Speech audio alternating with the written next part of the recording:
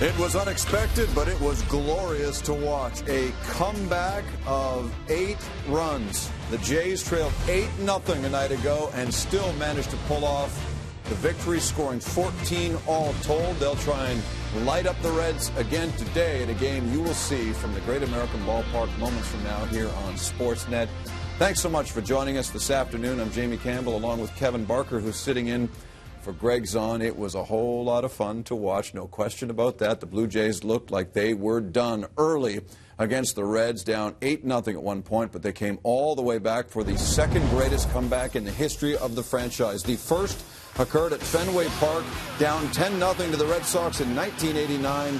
Among the highlights, a grand slam by Ernie Whitt off Lee Smith. Remember last year, down 7-0 to the Rays. J.P. Arancibia sealed it, and then this was Tim Corcoran with a bases-loaded walk to Aaron Hill. Down 7, they came back to win that game as well. The Blue Jays have pulled off some epic comebacks. Last night was an absolute dandy and much needed, too, after they were swept in 3 by the New York Yankees. Let's hear from Jose Bautista on how he felt about last night's victory.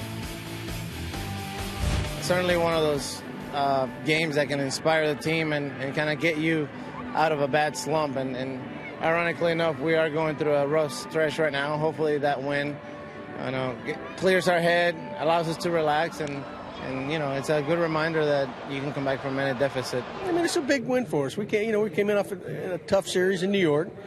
We fall behind 8-0 and to come back. I mean, it's very rare at this level of baseball, but we pulled that off and gave us a little confidence back. Guys start feeling good about themselves again, and that's important. The mood in that dugout was tremendous, and the guys didn't quit.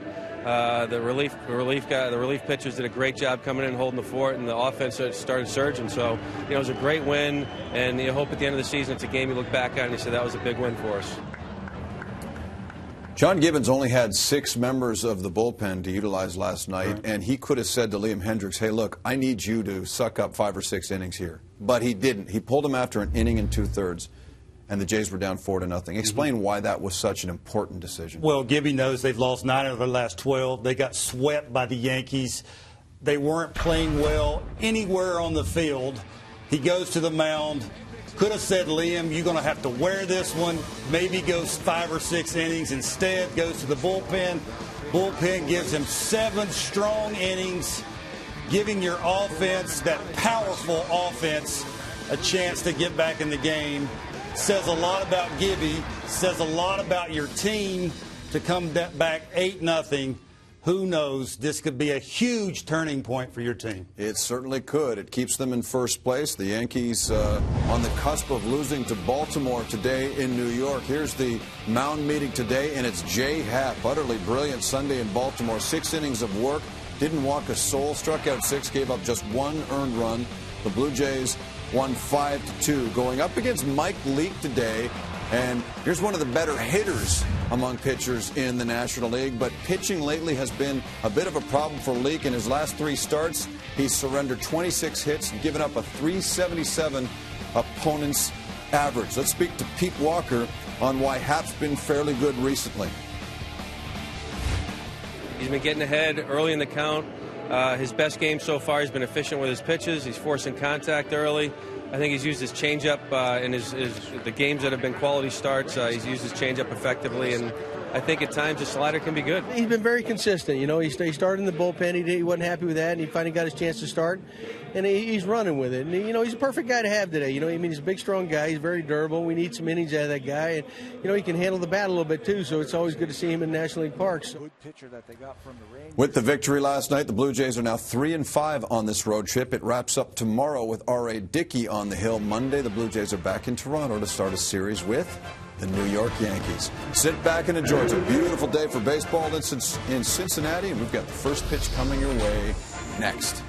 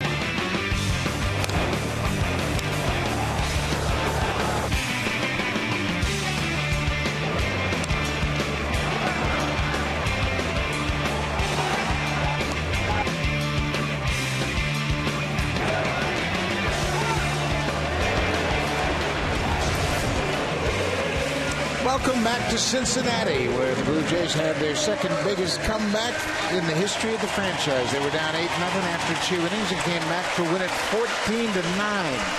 Now the important thing for John Gibbons Ball Club to carry that momentum into this game and make sure they make something out of it. But it certainly looked like they were headed for their 4th straight loss. Let's take a look at the lineup for the Blue Jays. Top of the order, Jose Reyes, Melky Cabrera, and Jose Bautista. Edwin Encarnacion in his last 6 games has hit .400. He's had 3 home runs in his last 2 games. He's really starting to swing it once again. And then down in the order, Eric Kratz against Mike Leake. The Red starter has gone 3 for 5 in his career with 2 home runs. And Kratz, of course, had the big hit in last night's game. The go-ahead hit in the ninth. Mike Leake will take the mound this afternoon for the Cincinnati Reds, making his 15th start of the season. He had a strong start to this year by Leake through the end of May. His ERA sat at 2.92, but June has been a different story for Mike Leake. He has been knocked around. His ERA up over 8 in 3 June starts. Teams are hitting .377 against Mike Leake this year. Still, ERA under 4 at 3.8. In his career versus Toronto, he's allowed 3 runs on 5 hits over 7 innings in his only start against the Blue Jays here in Cincinnati. Came back in June of 2011. Let's take a look at the defense. This is the best defensive ball club in baseball. It's Ryan Ludwig back in left field today. The speedster Billy Hamilton in center. Jay Bruce is in right. On the infield, it's Frazier and Ramon Santiago making the start at shortstop today. A couple of Gold Glovers on the right side, Brandon Phillips and Joey Votto, and the catcher is Devin Mesoraco, who's turned into a pretty good young everyday catcher for Cincinnati. And that right side of the infield for the Reds is very special with the guy in the middle of the diamond. That's Brandon Phillips, 4-time Gold Glove winner. That's 1 shy of Joe Morgan's club record for a second baseman. Jose Reyes is in the box. Here's the first pitch of the game. It is upstairs. Well, I'll tell you what, Buck, after the pitcher throws all of his warm-up pitches, this is the last thing you want to see. Right, Brandon Phillips. Right into center field. So the ball that Mike Leake was working out with, throwing all his warm-up pitches, they threw it out of the ball game. Out of the game. You throw 8 pitches with your game ball, and then the catcher throws it away. Not a good start. Ball and a strike to Jose Reyes. Little cutter inside, and Reyes is behind 1-2. Jose had a rough night at the plate. He was 0 for 6 last night.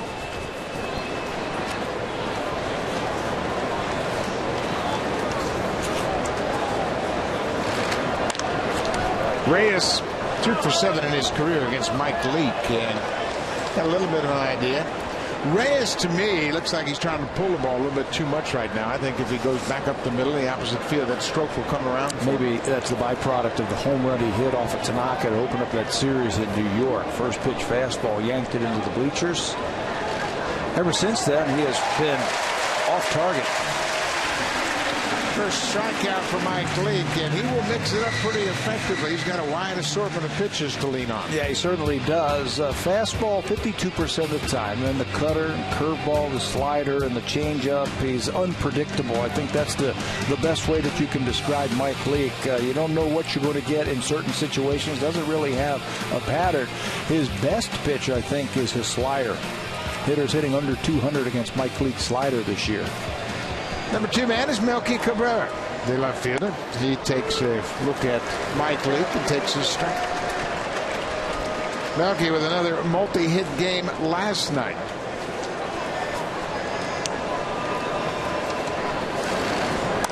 Hits this one big, 2-hopper to the second baseman. Phillips will underhand the out, 2 down.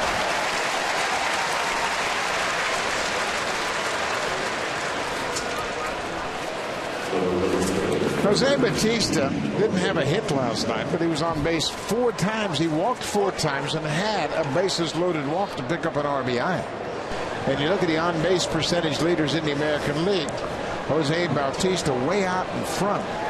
He's done a terrific job of showing extreme patience. He has 59 walks now, and he's 38 points ahead of Mike Trout in the on-base percentage. Well, you just watch him at the plate. It's almost like he's looking for that high fastball that he could turn on it. And if you don't throw it there, he'll just take it. Jose, in that one game back in 2011 against Mike Leake, went 2 for 3.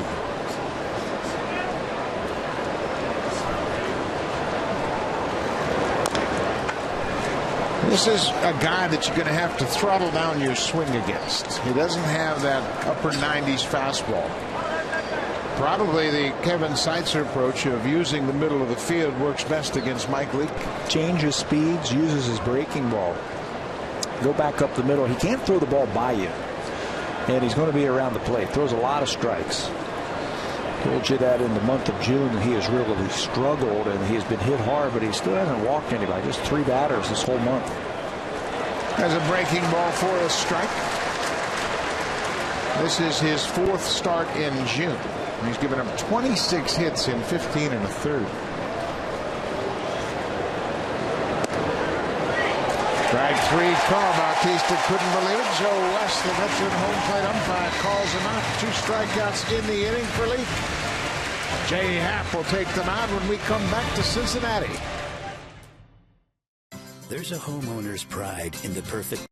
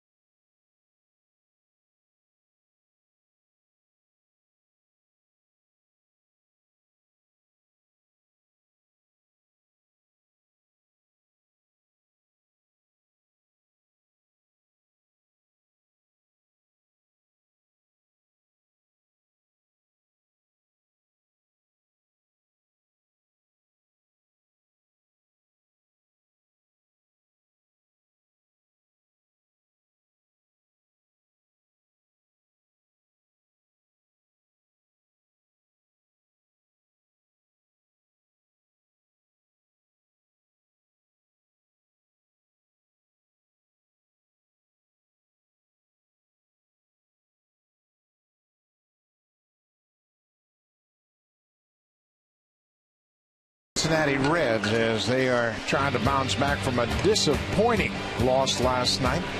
This ball club was up 8-0 and eventually would lose the ball game. Billy Hamilton, top of the order. The speedster can really fly. Joey Votto against Jay Happ has gone 6 for 14, a couple of doubles and 2 RBIs. Down in the order, and Brandon Phillips, he too has good numbers against the left-hander Jay Happ, 6 for 12. He's hit 3 home runs against Happ.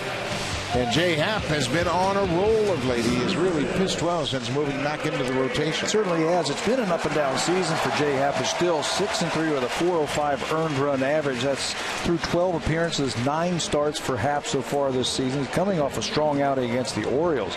He allowed just 1 run, 7 hits.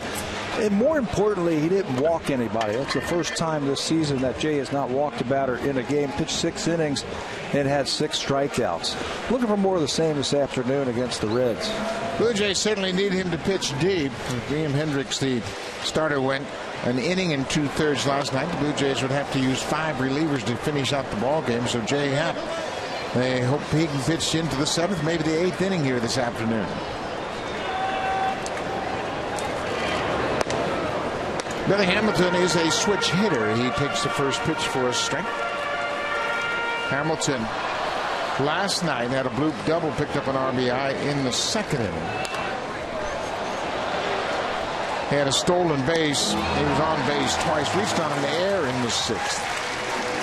Got a 9-game hit streak, up over 400 during those 9 games. And he is improving as this season gets longer and longer this year, as a hitter and as a defender. I was talking to the bench coach today, Jay Bell, for the Cincinnati Reds, and I was asking him about Billy Hamilton, and he was saying he wants to learn. He wants to learn and get better. He'll listen to the coaches and do what it takes to make himself a better ball player. On the ground, Kawasaki quickly to first, 1 down. Take a look at the defense. Munenori Kawasaki at second base. He had a great game in the field last night. In the outfield, it's Colby Rasmus and Bautista from left to right. Brett Laurie at third. Reyes and Kawasaki up the middle. Encarnacion at first base. and Eric Kratz is behind the plate for Jay Happ. This has been a good combination, Kratz and Happ. And Kratz is probably the more important defender today. He calls a good game, and he really pushes Jay Happ to throw the fastball, keep it down in the strike zone, and attack these hitters.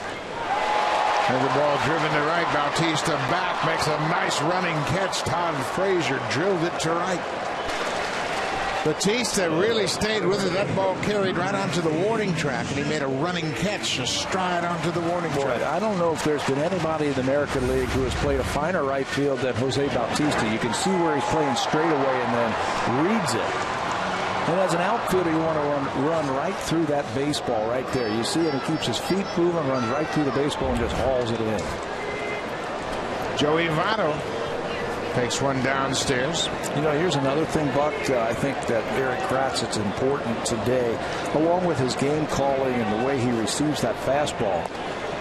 He's got to try and shut down the running game. He's the best throwing catcher in terms of caught stealing percentage that the Blue Jays have, and the Reds have a lot of guys who can run.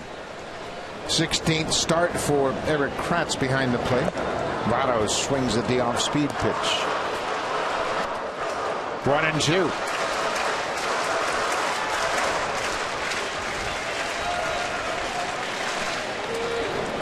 Joey Votto was 0 for 4 in last night's game. He walked and scored in the second. Votto reached on an error in his first at bat last night. You want to talk about bunching a player? How about that defensive alignment right there by the Blue Jays? That is Brett Lawrie and Reyes and Kawasaki. Infielders, 3 of them right up the middle. Votto hits the ball all over the place. So you take your infield, put him in the middle of the diamond. Just playing percentages, and Joey Votto will stay in a big part of the field. Full count, 2 outs.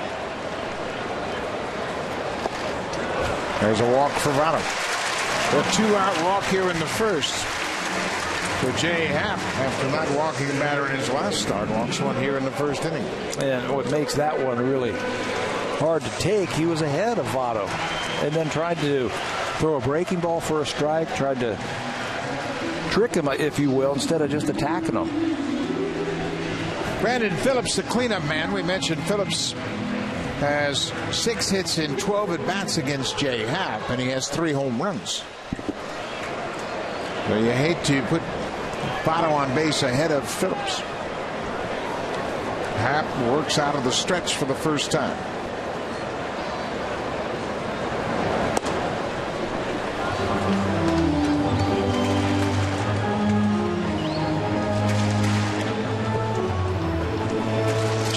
Is 31 years old. Blue Jays acquired him in a deal from the Houston Astros.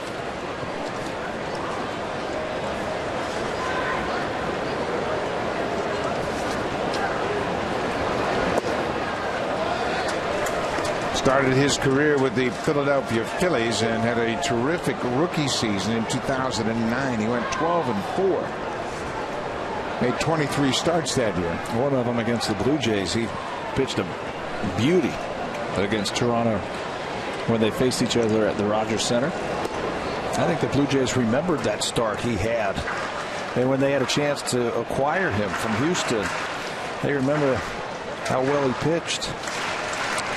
Happ went from the Phillies to the Houston Astros along with Jonathan Villar and Anthony Gose in exchange for Roy Oswalt in 2010. A summer trade deadline move. Then he came to the Blue Jays with David Carpenter and Brandon Lyon in exchange for a bunch of minor leaguers and Francisco Cordero and Ben Francisco on the 20th of July in 2012. And the only guy left standing from that trade, Jay Happ, right there. 3-1 now. Votto at first.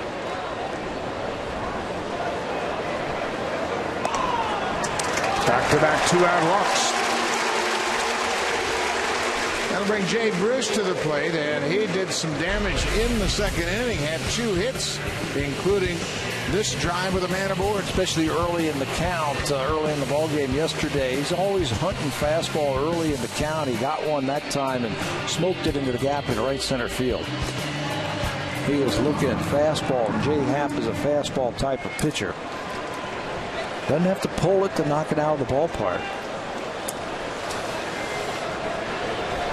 218 for the season. Bruce has not really enjoyed any consistency whatsoever. Jay Happ's going to have to get back in the strike zone quickly here. He's thrown 17 pitches now, and after retiring the first two batters quickly, he has walked Votto and Brandon Phillips. He is at his best, I think, when he is taking that fastball. And it's one thing to say use your fastball, throw a lot of fastballs. It's another thing throw quality pitches with it. It's better when he is working down in the strike zone and out of the middle of the plate. There's something about his delivery, and you talk to batters on the opposition, there's something about his delivery. They just don't pick his fastball up. Stay aggressive.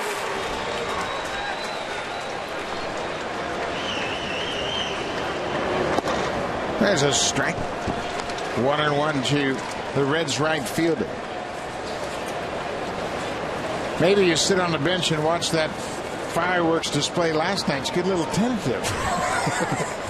Teams combined for 23 runs on 26 hits. And they hit 6 home runs in the game last night.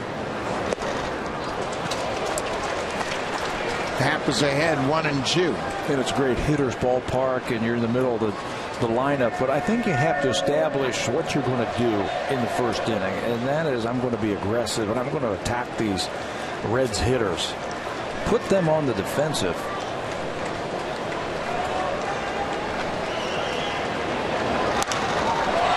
Well, down the left side, and that's going to reach the second deck. And the fan dropped it. He had a nice souvenir and fell out of his hands down to the first deck. So Jay Happ trying to get out of the first inning. He's got a couple of Reds aboard. Votto at second, Phillips at first. They both took walks.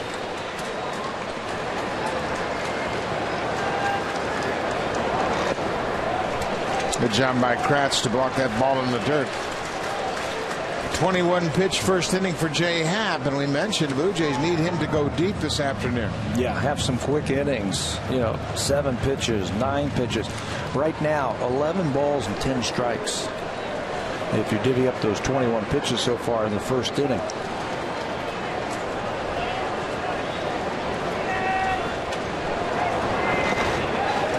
Full count. 2 outs. The runners will be off on the pitch. Big right-handed bat on deck is Ryan Ludwig.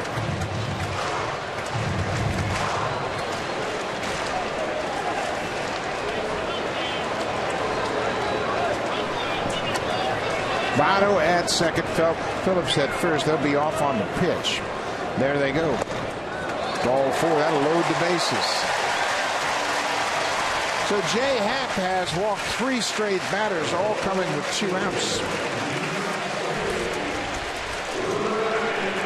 After not walking a batter in his last start, it's been hit or miss for him. That's what we were talking about, being an up and down type of season, trying to find some consistency. You know what he's thinking right now is we have an extra arm in our bullpen, but we need our starter to go a little bit longer. Rob Rasmussen has been added to the bullpen as Liam Hendricks, the starter in last night's game, was sent back to Buffalo. Rasmussen, the left-hander, who was with the Blue Jays earlier. Ryan Ludwig, the left fielder.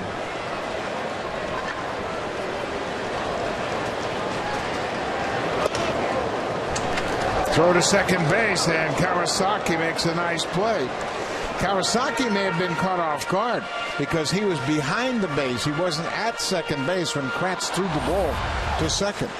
You can see where he is set up, and I'm with you. I think that one took him by surprise. Catchers will give signs to the middle infielders, and if you're there, they'll take a shot like that. But it didn't look like Kawasaki got the sign.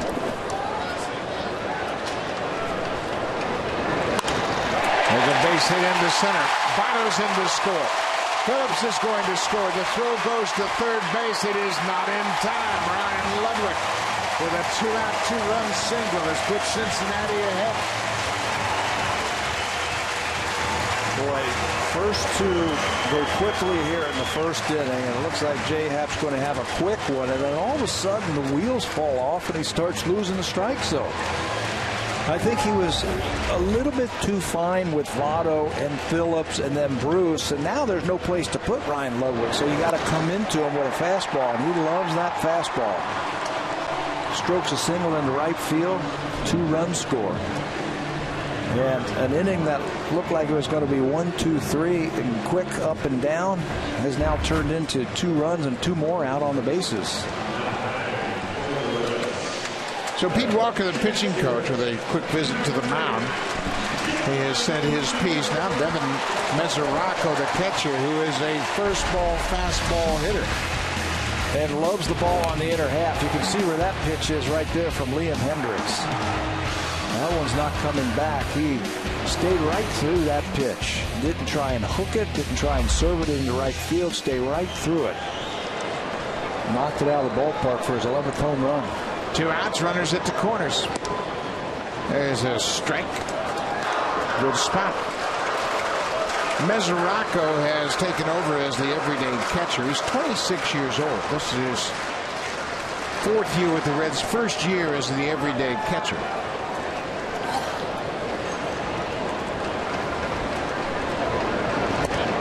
That ball gets away from Kratz, and another run's going to score. Jay Bruce comes home, and it's 3-0 Reds. They will probably go as a pass ball because that was a breaking ball right there. But Kratz, I don't know what happened here. How he missed that one. He just missed it. There's no explanation for it. It goes back to the screen. It's his first pass ball of the season. And it gives the Reds another run.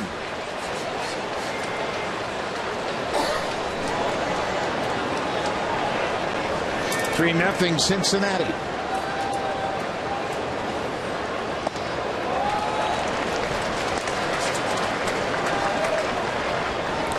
Mesoraco with the count in his favor, 2-1. His home run last night was his 11th. He's got a mini 4-game hit streak working. Be careful right here.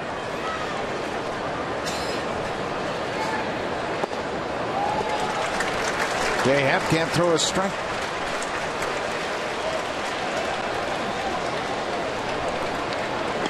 Interesting how this game turns around so quickly. He retired the first 2, no problem. Frazier hit the ball hard to right.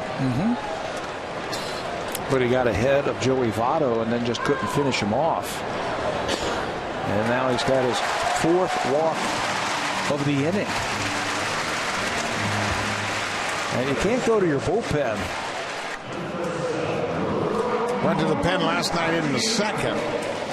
And they used 5 relievers. The only one that didn't pitch in the game last night was Aaron Luke. Todd Redmond threw 53 pitches, so you'd think he is out of the picture today. Yeah, I asked Gibby that today. He's the only guy who's not available. Chad Jenkins threw 9 pitches, but he has worked in the last 3 games. Bases are loaded once again. Ramon Santiago. Excuse me, first and second. Jay Bruce came in on the pass ball. 4 walks in the inning.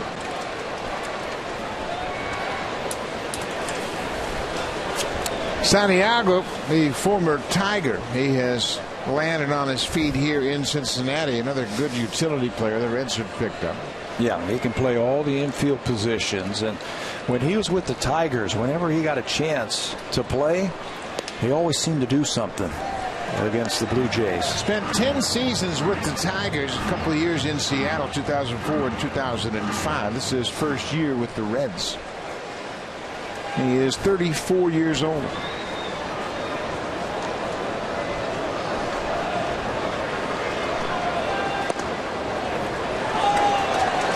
One and 2. You can't expect to overcome an 8-run deficit every day. No. You got to make sure you save these runs on base.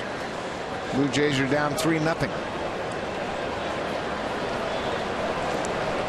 On a hot, steamy afternoon like today, this got to be even tougher on Jay Happ. He is up to 34 pitches already this inning.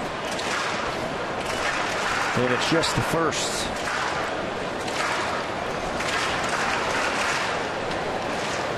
Santiago, the 8th man to bat in the first, and it all started with 2 outs and nobody on.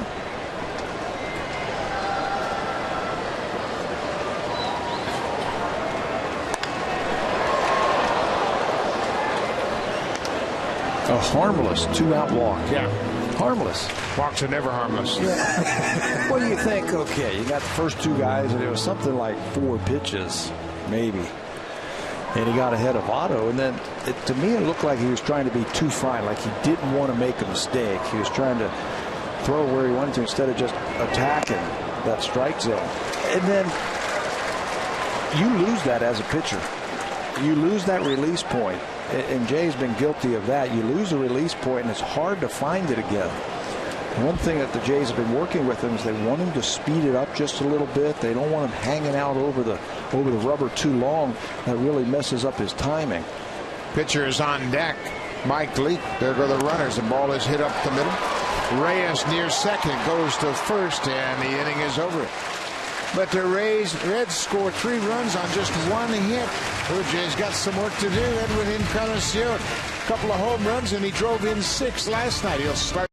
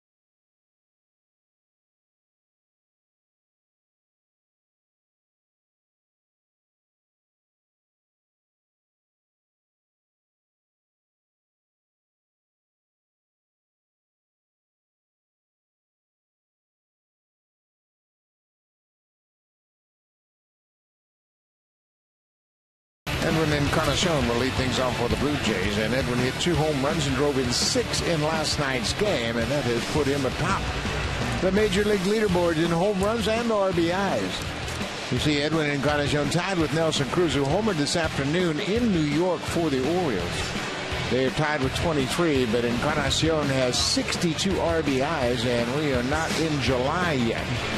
So if you're thinking about that all-star ballot, you better log online at BlueJays.com and call up the all-star ballot and punch out a few votes for Edwin Encarnacion. He is listed as a DH, and you need to make sure you vote often for Encarnacion. I believe the voting ends on July 3rd. So make sure you log online and cast a vote for Edwin Encarnacion along with Bautista, Cabrera, and Reyes. How about today is the first day of summer? How about that? And he's got 23 home runs and 62 RBIs. Hit his 6th multi-home run game last night.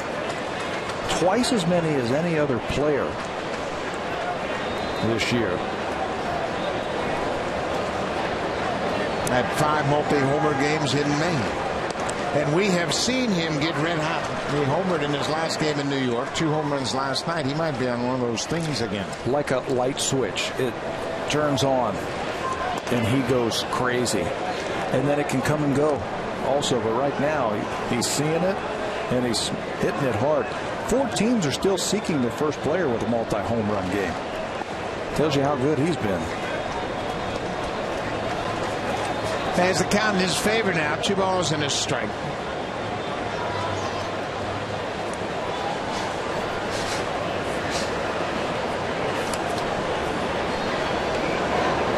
way outside. The Blue Jays took 9 walks from the Reds pitching staff last night. That certainly contributed to their ability to come back. Bautista himself batting ahead of Edwin had 4 walks. Yeah, it wasn't the only reason. The 16 hits and the 8 extra base hits a big part of it. But that is a byproduct, those 9 walks, of a good approach at the plate. And you and I both noticed that last night, that the Blue Jay batters were having a better approach, hitting the ball with authority the other way, and taking their base on balls. Trying to show him, looked like he wanted to offer that pitch. He takes ball 4. So that'll bring Brett Lawrie to the plate, who set a career high with his 12th home run last night. Well, this is one of those balls that is hit away. Ball's away, and he hits it the other way with authority. And again, that is a byproduct of having a good idea at the plate. They've been working with Brett about hitting the ball back through the middle to stay on those pitches. Shows you he's got plenty of strength to hit the ball the other way. Lawrie with 3 hits in the game. Finished up 3 for 5 last night. He had 3 hits in the entire road trip prior to last night's game. He was hit by a pitch in New York and did not play on Thursday. Came out of the ball game after his second at bat in the game Wednesday night. That was his first home run since June the 6th, when he hit number 11 against the Cardinals.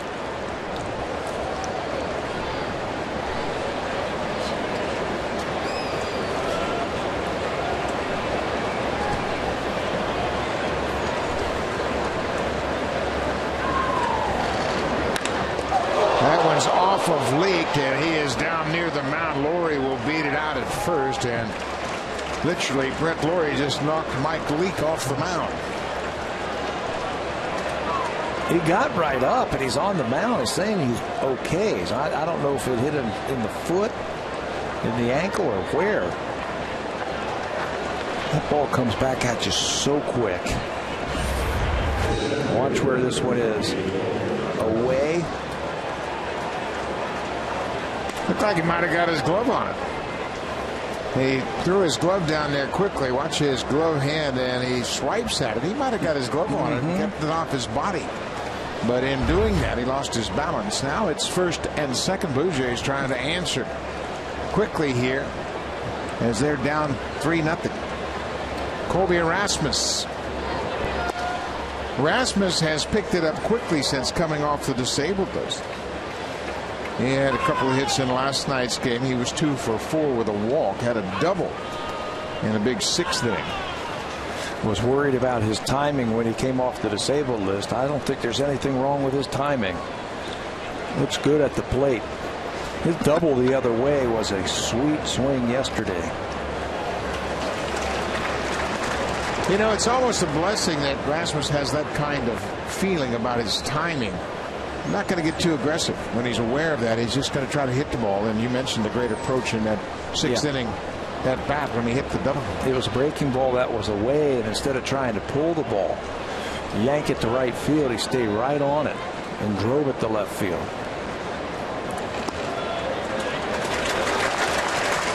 Strike right at the knees to Rasmus. That's one thing that I have noticed about this year's team offensively is they're not afraid to take a strike. 2-0. Last year you throw one, they're swinging before the pitcher lets go of the ball. This year they're not afraid to take a strike. And managers from the opposition have talked about that, about the Blue Jays, that, hey, they worked over our pitcher really well last night, meaning that they made him throw a lot of pitches. We saw Tanaka in New York at the beginning of this week, and Tanaka was only able to go 6 innings because the Blue Jays made him work. Runners at first and second. Rasmus with a 1-2 count. Swings at that breaking ball, and he strikes out. Third strikeout already for Mike Leake. He's got a few ways to get you out. Slider is probably his best pitch, but this looks like a curveball, hard one. And Colby swings right over the top of it.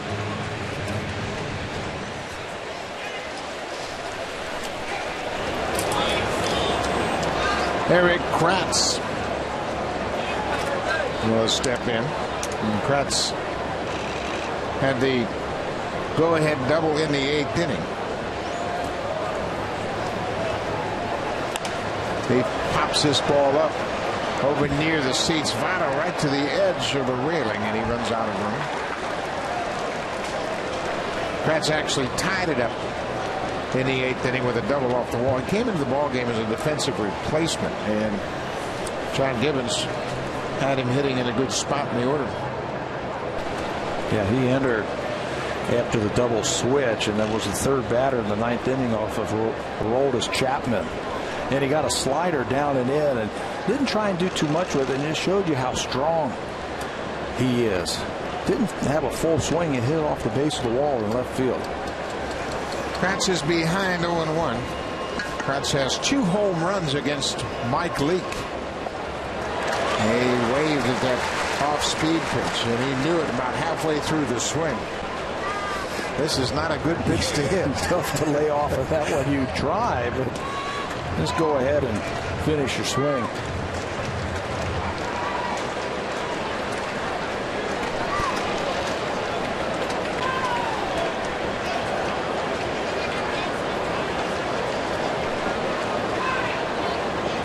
Another breaking ball. Good job by Mesoraco to smother it at home. Mike Leake, we mentioned, he is one of 21 players at the time to go directly to the major leagues after he was drafted out of Arizona State. Terrific collegiate pitcher. They drafted him in 2009. He went to the Arizona Fall League and made the opening day roster in 2010.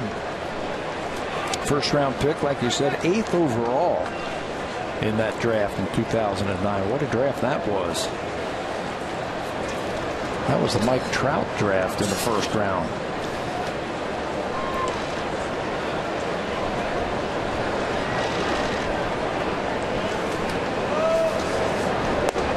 The inside, now 2-2. When you think about guys going straight to the big leagues, Blue Jays have had 2 of those players. Brian Milner in June of '78, and then John Olerud in June of '89, both going directly to the major leagues. That's quite a feat. Breaking ball, full count. That's amazing when you sit down and you think about that. College players playing in college, and then the next thing you know, they're playing in the big leagues. Olerud, David Clyde. Remember David Clyde when he was drafted out of high school as the #1 overall pick and went right to the big leagues? He went from high school to the big leagues in June of '73. Texas Rangers. 3-2, 1 out. Encarnacion at second, Laurie at first, and Kratz gets a piece of it to stays alive. But you mentioned Leake is from Arizona State, and they have had Bob Horner. They've also had Eddie Bain, a left-handed pitcher who went directly from Arizona State to the big leagues with the Twins.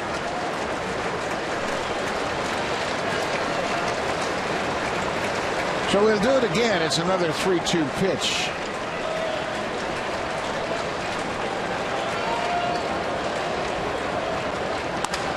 There's a drive into center. Hamilton backing up quickly, makes the play on it. 2 down.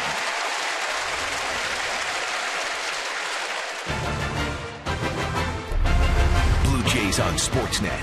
Brought to you by the 2014 Honda Civic, Canada's best-selling car 16 years in a row, and the official vehicle of the Toronto Blue Jays. And by Home Hardware, homeowners helping homeowners with expert advice. That is the Roebling Suspension Bridge. Built here in Cincinnati, it was copied off of the Brooklyn Bridge in New York City. The suspension bridge, that's where our TV crew walks across every day to get over to the ballpark. They're staying in another state. We get along with them just fine, but they are staying in another state. Munenori Kawasaki, the second baseman, batting in the 8th spot.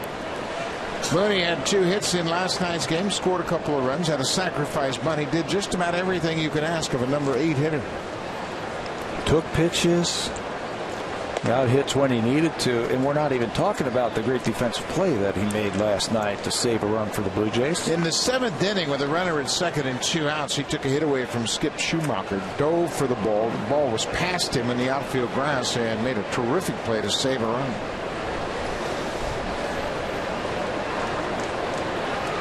This might be the absolute perfect guy to be batting 8th in a National League ballpark. Not afraid to hit with 2 strikes. Will see a lot of pitches and really work the count. I mean, you're almost guaranteed to have a 3-2 count every time he's up at the plate. I mean, that's what it seems like, because he's fouling off tough pitches and he's got a good eye at the plate. Strike 3 call. Kawasaki didn't like it. 4 strikeouts for Mike Leake. A promising inning ends up with the Blue Jays stranding a pair.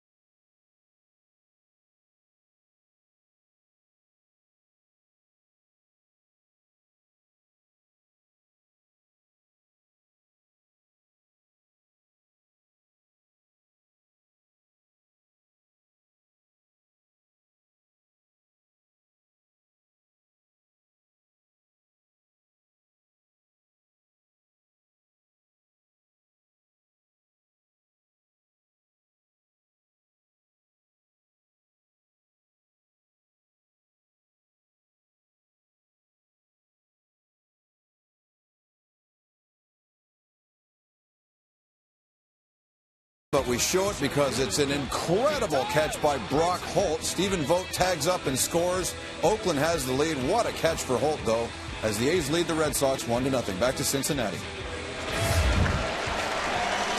Thank you, Jamie. Brock Holt has been a big surprise for the Red Sox. He has done a great job playing third. Now he has played some first base. He's played in the outfield, and he's doing a terrific job for them.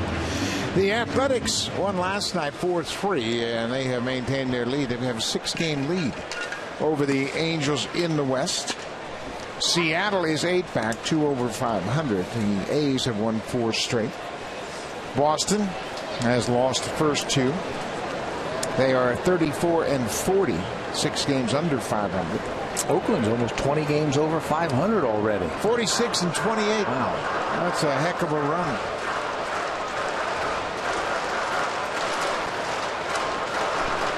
They're a good team. 23-14 at home, 23-14 on the road. Impressive. They pitch it, they catch it, and they hit it. Mike Leake, the pitcher, he can swing it. He is a very good hitter. Leake this season has a home run already. He's 4 for 29 for the season. But he's one of those guys that's just an overall good athlete. He has 3 career home runs. He has had the most hits as a pitcher since he came into the big leagues in 2010. He has 4 hits now. He's got 61 hits. He came in this season as a career .251 hitter. That's very respectable for a pitcher. He looks like a hitter, doesn't he? Right now he looks like a hitter that just struck out. 1 down. That'll bring Billy Hamilton to the plate. He's got 30 stolen bases already this season. That's second in the National League. He takes a big lead, and he's got acceleration, outstanding acceleration. And when you're a fielder trying to deal with this right here, it just makes it tough on you. Everything tries to speed up. You try to go a little bit faster, and I think what you have to do as a pitcher, I think you got to be aggressive with him, keep him off the bases. But once he's on there, you got to figure he's going to run. Concentrate on the next guy, because you're not going to throw him out. Had a stolen base in last night's game. He stole third base, and it was a no contest stolen base. He's a switch hitter, batting right-handed against Happ. I spoke to Billy Hamilton today during batting practice, and I asked him about his stolen base mentor. He said, I never stole bases in high school. I didn't steal bases until I got into professional baseball. And then he said he met Delano DeShields, former Expo, who really became his base running instructor, and he has really turned into one of the best in the game.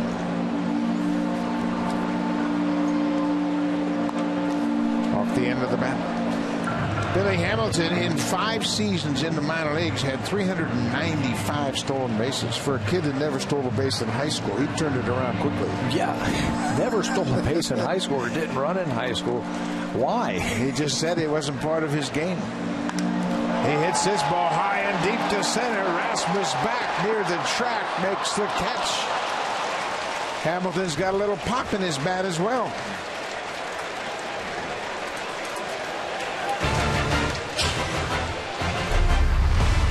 Blue Jays on Sportsnet. Brought to you by the 2014 Honda Civic, Canada's best-selling car 16 years in a row, and the official vehicle of the Toronto Blue Jays.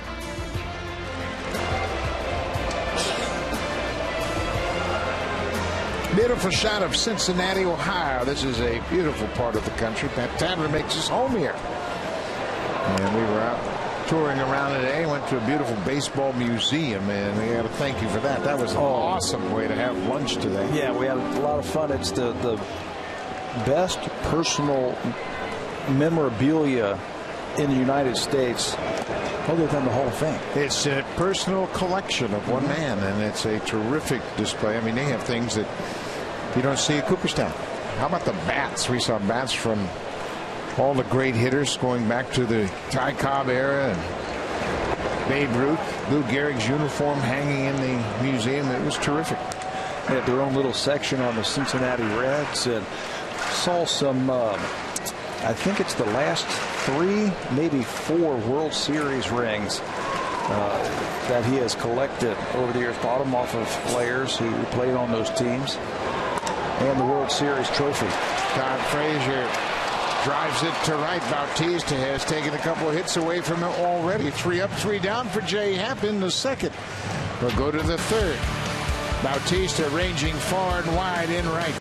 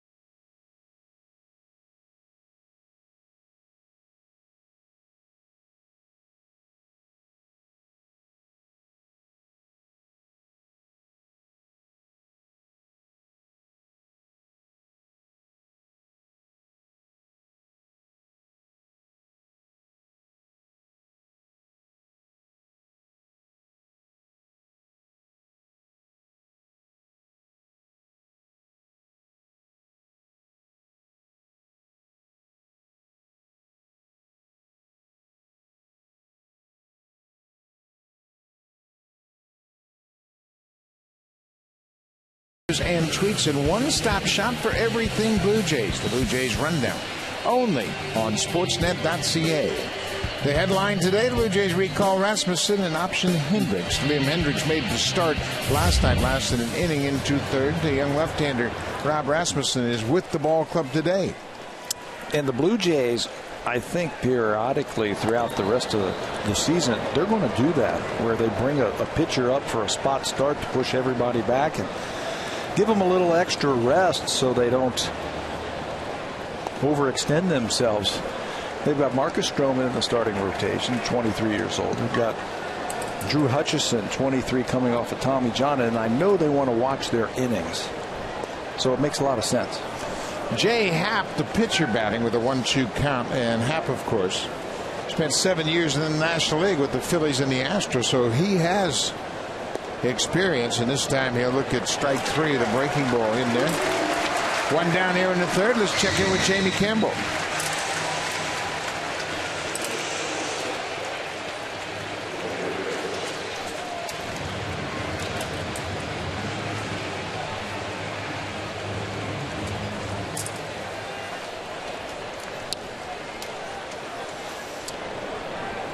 Thank you, Jamie. They have split the first 2 games of that series, and they will wrap it up tomorrow in the Bronx, the Orioles and the Yankees. Bud Norris wins again today for Baltimore. He's pitched well, hasn't he? Really has. There's a pop-up into foul ground.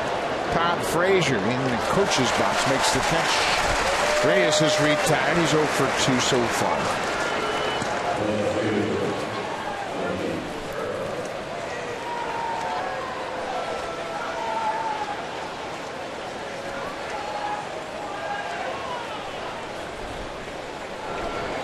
After the leadoff walk and the single to start the second, Mike Leake has retired 5 straight. Getting his breaking ball over now. Melky Cabrera shows bunt and takes a strike. Takes a ball, it was down and in. 1-0.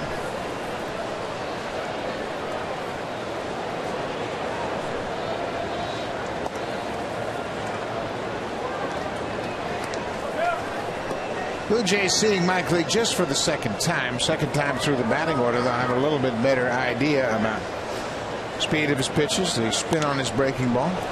There's a fly ball to left. Ryan Ludwig over quickly. Quick inning for Mike Leake. 3 up, 3 down. Blue Jays go quietly. They have been retired 6 straight. Joey Votto will start things off when we come back.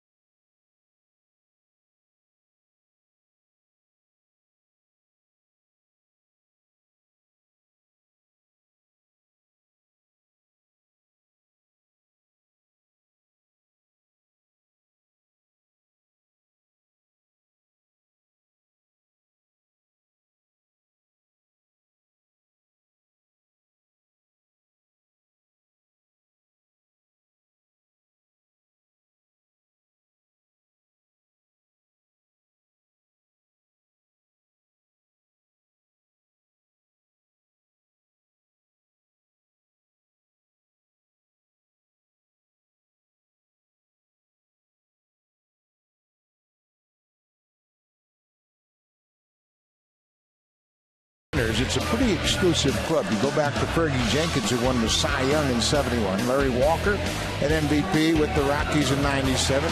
Eric Gagne, terrific season in 2003. you know, big-time awards also. 3 MVPs and 2 Cy Youngs. It's not a lot of Canadian-born players. They're getting more and more and more get to the big leagues, but when they get here, they make a splash. According to Stats Inc., there have been 246 Canadian-born players in the major leagues, and that's a pretty impressive list of award winners from a small sampling of players.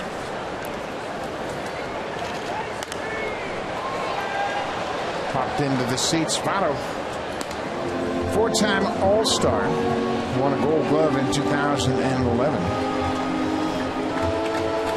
Won a National League MVP when he hit .324 with 37 homers and 113 RBIs.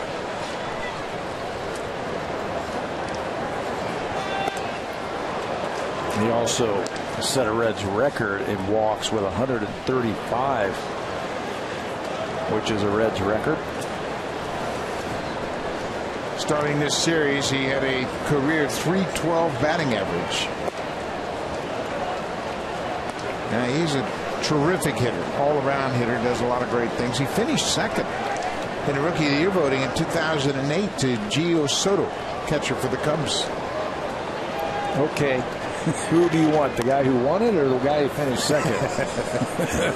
Soto has never been able to recapture that form he had when he was the Rookie of the Year. Isn't that funny how that works sometimes? The Bob Hamlin won the Rookie of the Year with Kansas City, and the guy who finished second, Manny Ramirez. I mean, it's an easy pick, isn't it? Choo-choo, fouled up. No telling where a player's career is going to turn, but Joey Votto just getting better and better. The last couple of years, he's dealt with knee problems, and this year that knee problem led to a quad injury, and he is just fresh off the disabled list. Such an intense player also. Never happy with his results, always trying to make himself better. Jay Happ uses that fastball to strike out Joey Votto. Second strikeout for Happ. And that fastball has served him well. Yeah, well, when he throws it and throws it for strikes, which he will, 68% of the time he's going to use that fastball. When he's throwing it for quality strikes, he's going to be just fine. Slider, curveball, and a changeup. Changeup, they're trying to get him to use that a little bit more at times. It's probably his 4th best pitch right now. The highest batting average is against that changeup. But his fastball slider combination's a winning combination in my mind. Brandon Phillips goes after the first pitch and swings right through it. There's a changeup that he was out in front of. Phillips, like Votto, walked in the first inning. He came around to score one of the 3 Reds runs.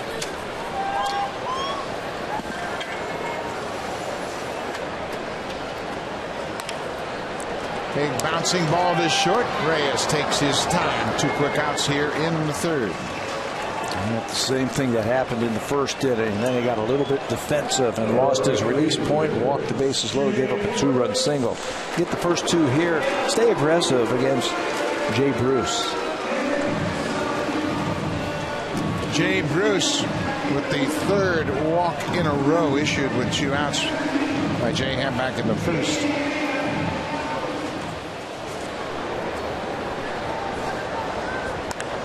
There's a deep drive to right, and this one is way back, halfway up in right field for Jay Bruce, his 7th home run of the season. Well, he stayed aggressive with Jay Bruce, but he hung him a breaking ball.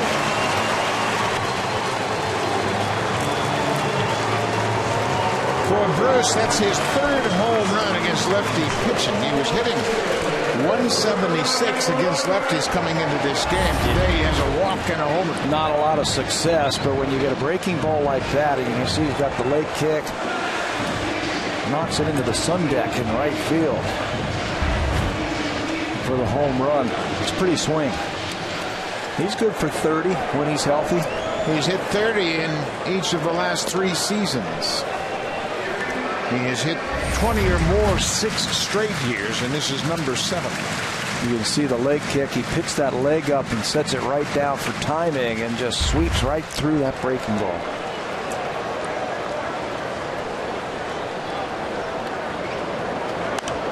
Brian Ludwig, the left fielder. He's behind 0-2. Looked like it was going to be a quick inning for Jay Happ. He retired the side in order in the second, got the first 2 out in the third, and then hung a breaking ball to Jay Bruce.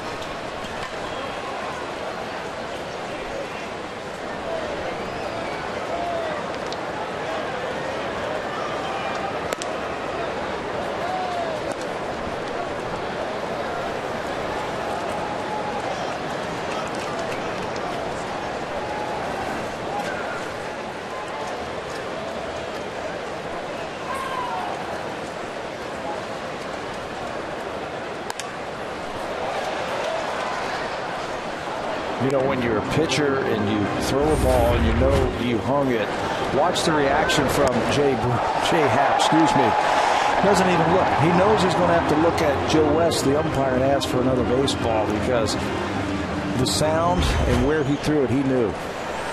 It's the 8th home run that Happ has allowed this season. I never had to do that to a pitcher.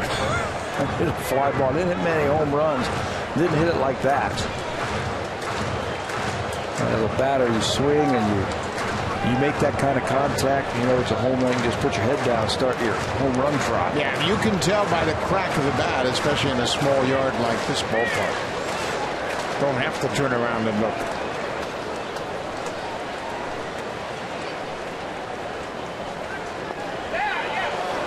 Ludwig tried to check. He goes around. A couple of strikeouts in the inning, but the Reds get an insurance home run.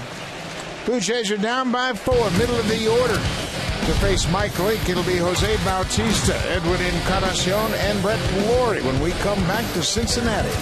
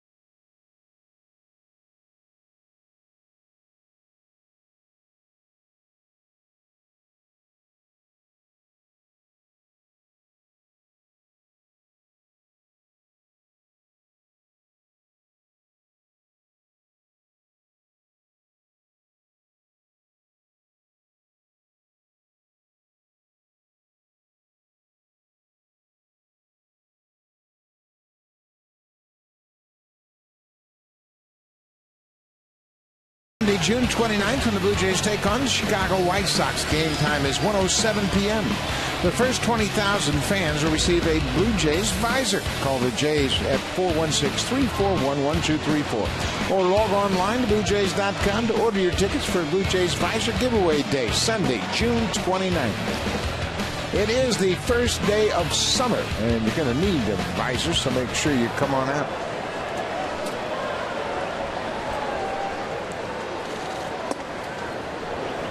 Jose Bautista takes one down and away. He struck out. He was called out on strikes by Joe West, the home plate umpire, to end the first.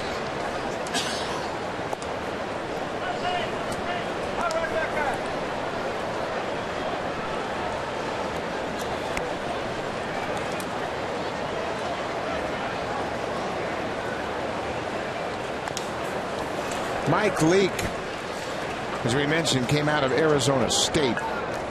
And he is just one of those guys that has been able to transition into the major leagues and never missed a beat. Mike Leake and Tim Lincecum, drafted in 2006, are the only active pitchers who have made at least 100 starts within 5 seasons of being drafted. That's quite an accomplishment.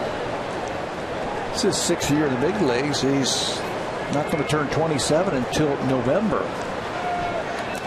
And when you look at him, he's not intimidating. He's not a real big guy, and his stuff doesn't wow you when you watch him, but he knows how to pitch. He understands the game of pitching.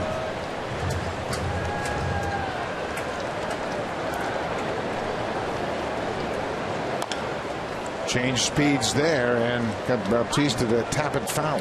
He's 5'10", and they list him at 190. That might be with a whole couple of pockets full of lead. He doesn't look like he's that big at all.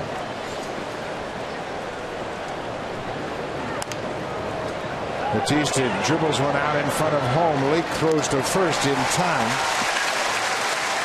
One down. Edwin Encarnacion has 23 home runs, and he's got a pattern where he really does most of his damage. You know what I like about this board that we have right here? You can see the different colors of all the pitches that he has hit for home runs, and he has lit up the strike zone there. It's not just the fastballs that he's hitting out of the ballpark. He'll hit a changeup, a curve, a slider, wherever. Down and in is where he likes it. First of all, you can see that quadrant that's down and in. Anything there, he can hit it. He can hit hard. The home run he hit yesterday. This is a ground ball. Phillips was on the shortstop side of second, and he's out.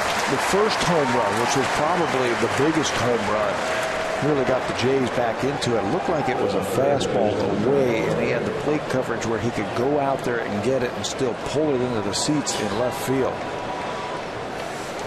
Yeah, it's a diagonal hot streak for Encarnacion, starting down and in, and it goes up and away. And anything up out over the plate makes you believe it might be a high breaking ball, might be a cut fastball. Down and in, he just wears it out. And it's the opposite of what pitchers are taught to get hitters out. Up and in, down and away. That's what pitchers are taught to get big league hitters out. It's just the opposite. Down and in and up and away. That's what Edwin has done this year. So if pitchers make their pitches up and in and down and away, they should have success against Encarnacion. But he leads the majors with 23 home runs and 62 RBIs. Brett Lawrie had a single back on at the mound. He literally knocked Mike Leake off the mound in his first at bat in the second. He has the only Blue Jays hit. This is popped out of play over the screen into the seats. 29 degrees at the start of this game. It is a hot summer day for sure, and it just screams baseball in a great baseball city. Doesn't it though? Bright and sunny, and fans are into the ball game. The ballpark is packed. There's nothing like it. Corey strikes out. Another quick inning for Mike Leake. He's retired 9 straight as we head to the bottom of the 4th. Reds up by 4.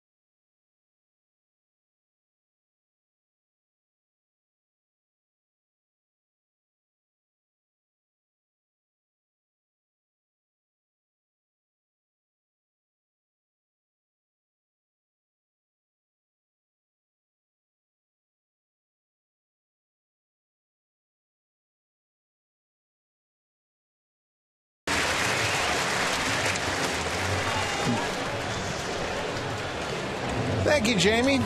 Houston has sent Jake Buchanan to the mound, and Nick Odorizzi is on the mound for Tampa Bay. So that is a 1-0 game. Tampa Bay bringing up the rear in the American League East. It's been a long time since we've said that. Yeah, things just haven't broke their way this year. They got the injuries to their starting rotation. After years of not having one guy going down all the time, they lost 3 of their starters right away beginning this season, trying to patch it together. Catcher Devin Mesoraco will lead things off. He walked in his first at bat.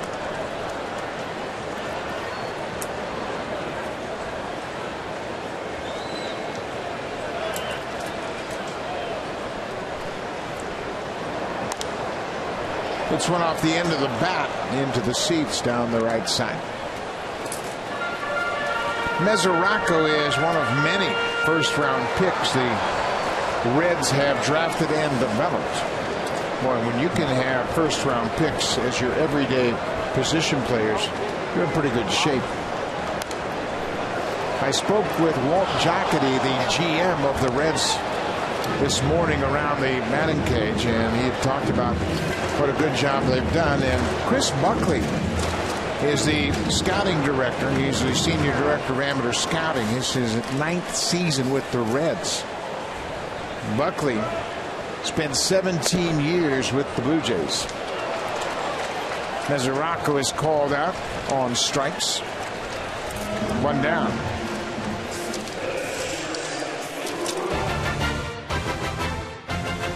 The 2014 Honda Civic, Canada's best-selling car 16 years in a row, and the official vehicle of the Toronto Blue Jays.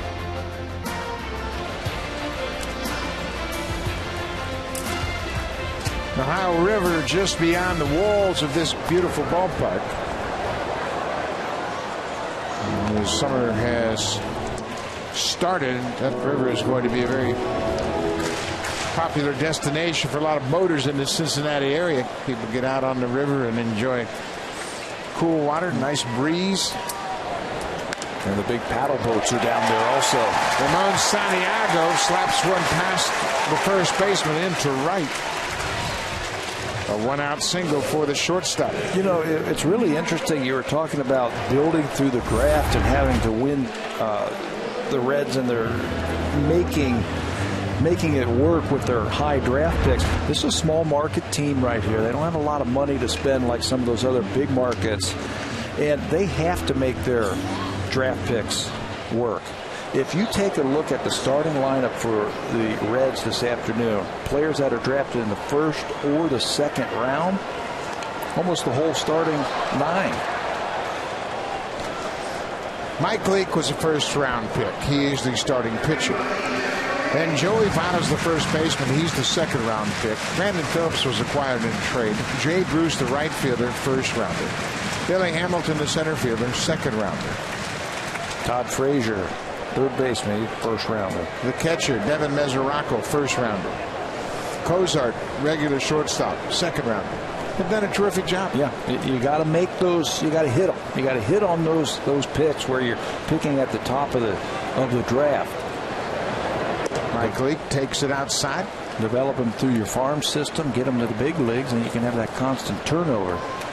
And it's not like they have been finishing in the basement every year, getting real high draft picks. They've just done a good job of scouting. I think they might take the bunt off here, 1-1. Good hitter at the plate. And Mike Leake. I think they'll ask him to bunt once more. He squares early. Now he's showing bunt and slaps it through the middle. You were right on the money. Mike Leake is a heck of a hitter. He squared early and then used the old Baltimore chop. They got the single up the middle. He got the corners charging, and then the second baseman trying to hustle over to cover first base, and he just hit it right where he would have been standing. Here comes Brett Lawrie. He sees this, and then here he comes charging. He goes, uh-oh, please don't hit it right at me, because he's about 45 feet from the pitcher. But look at that big hole that Mike Leake has to shoot for. And he makes it work, sending the runner over to third base. Terrific athlete, and He knew exactly what he was doing with that bat. So now it's first and third, one out. Back to the top of the order, Billy Hamilton. He's 0 for 2 so far.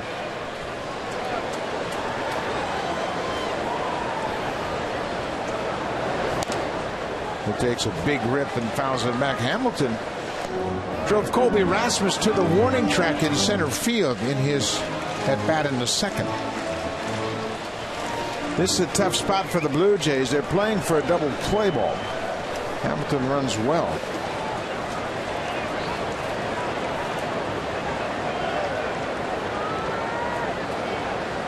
The squeeze is on, and Hamilton bunts it foul. Santiago had broke from third. Hamilton got a piece of it and is able to foul the ball off. Not a bad idea right there to score that extra run. Brian Price in this series has been aggressive. We saw an 0-2 hit and run in last night's game. And here he tries to squeeze home an extra run. Watch the runner at third. As soon as that pitcher gets ready to release the ball, you take off. And it's the batter's job to get the ball down. Hamilton misses that. Blue Jays catch a break.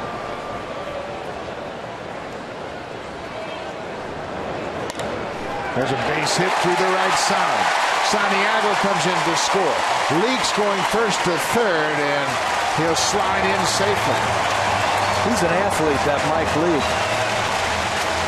Did he get the scouting report that Jose Bautista is playing right field for the Blue Jays? He's got one of the better arms in the outfield, and it might have taken Bautista by surprise just a little bit. He had trouble getting the ball out of his glove once he got to it, but Leake never hesitated at first base.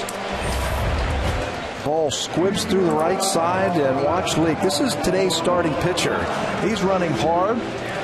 He's got his head down, and watch this slide. How about that?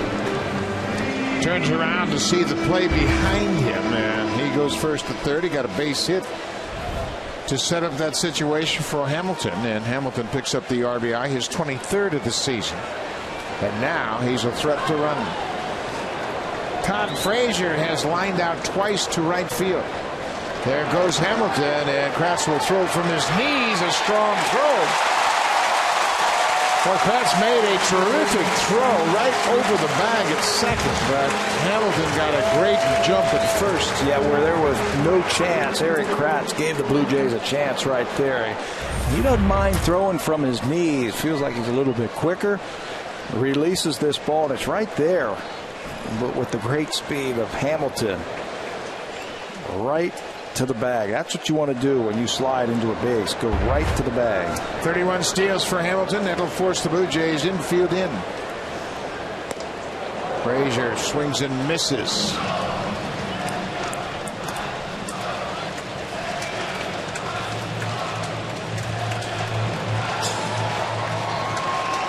D. Gordon of the Dodgers leads the National League with 38 stolen bases. Hamilton now has 31. He is second. But blocked by Kratz. The Reds scored a run on a pass ball in the first inning. And they scored 3 runs on 1 hit in the first. Kratz committing his first pass ball of the season. They had 2 hits total coming into this inning against Jay Happ.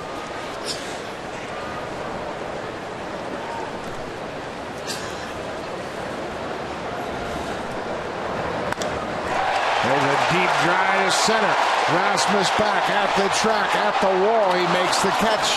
Mike Leake tags. Billy Hamilton making the turn around third. They had thoughts of scoring on the sac fly to center. So Leake comes in to score. Frazier picks up the RBI, and Hamilton ends up at third. I thought that he had an excellent chance of trying to score from second base on a fly ball. Watch the runner at second base. The guy at third, he's going to score easily. But Hamilton measures it, sees he catches it, and he starts making his turn, thinking about trying to score. But he is held up by Steve Smith. Thought he had an excellent chance. If they wanted to force the issue right there, they want to make Kawasaki try and throw him out. Joey Votto has walked and struck out. 2 runs in this inning. It's now a 6-0 lead for Cincinnati.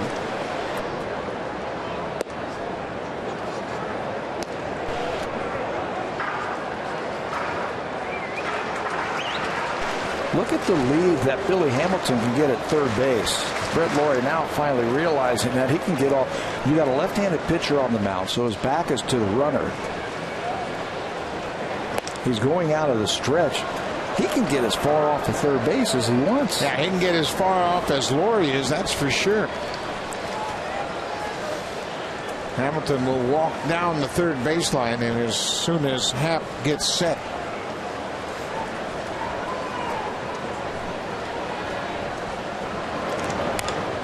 Votto fouls it off.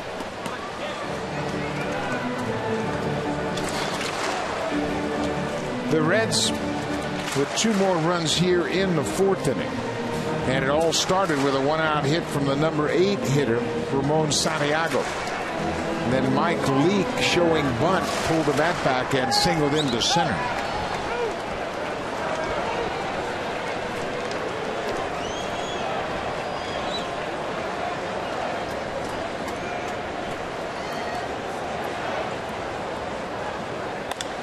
There's a drive to left field. Melky Cabrera battling the sun. It's over his head off the wall. Votto is headed to second. The throw is not in time. Joey Votto, an opposite field RBI double.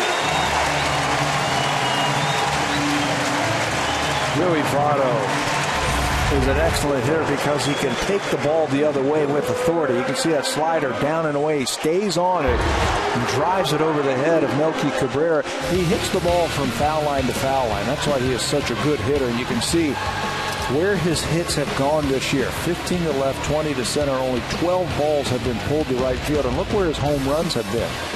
2 each to all 3 of the fields here. 2 to left, 2 to center, and 2 to right. He's just a good hitter. Hard to keep him down. 7-0 Reds. Brandon Phillips 0 for 1 with a walk.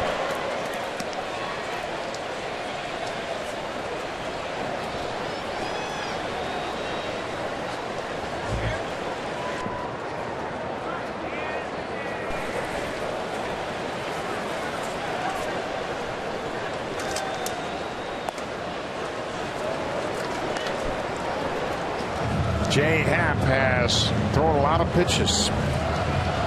He's thrown 90 pitches with 2 outs in the 4th.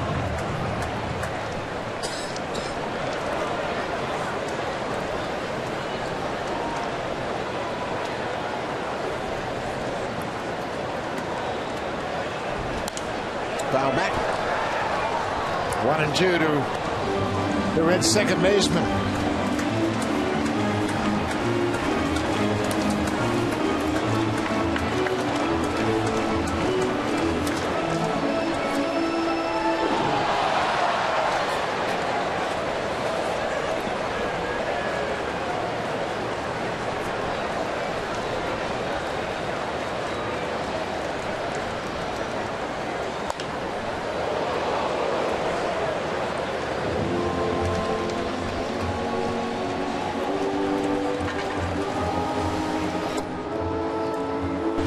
Blue Jays with that terrific comeback last night.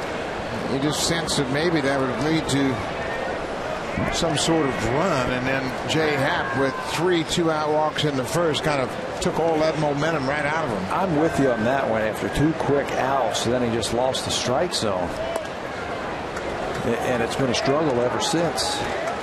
3 in the first, 1 in the third, 3 more here in the 4th inning. 36 pitches for Jay in the 1st inning, 21 balls and 15 strikes. And John Gibbons needs some length this afternoon. Sometimes you have to take it for the team.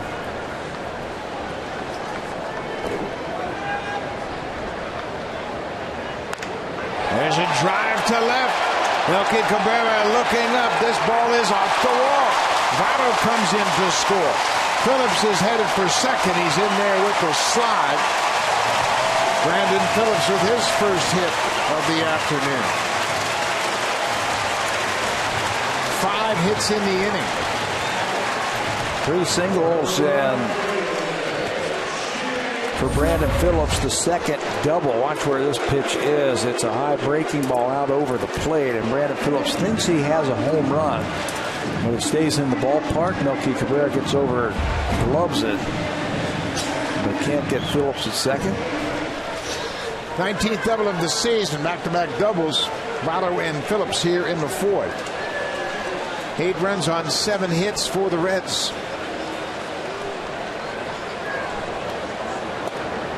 Blue Jays have just 1 hit, an infield hit off the bat of Brett Lord. Colby Rasmus just recalled from AAA Buffalo. He arrived here in Cincinnati last night.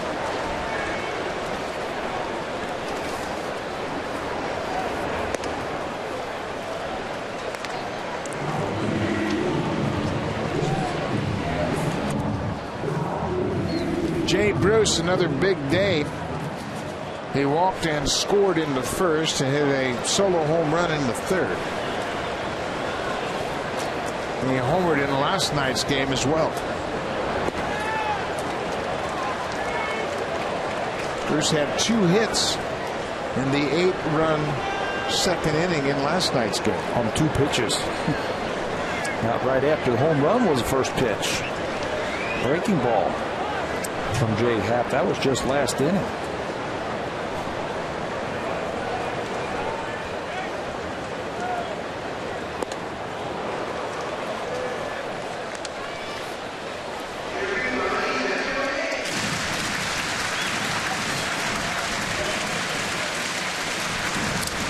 Jay Happ, his last time out at Baltimore, picked up the win. He went 6 innings, gave up 7 hits, just 1 run. And there's strike 3. That ends the inning, but the Reds add 4 more. It's 8-0 as we head to the 5th. Now it's time for a Blue Jays Central update. Here's Jamie Campbell and Kevin Barker.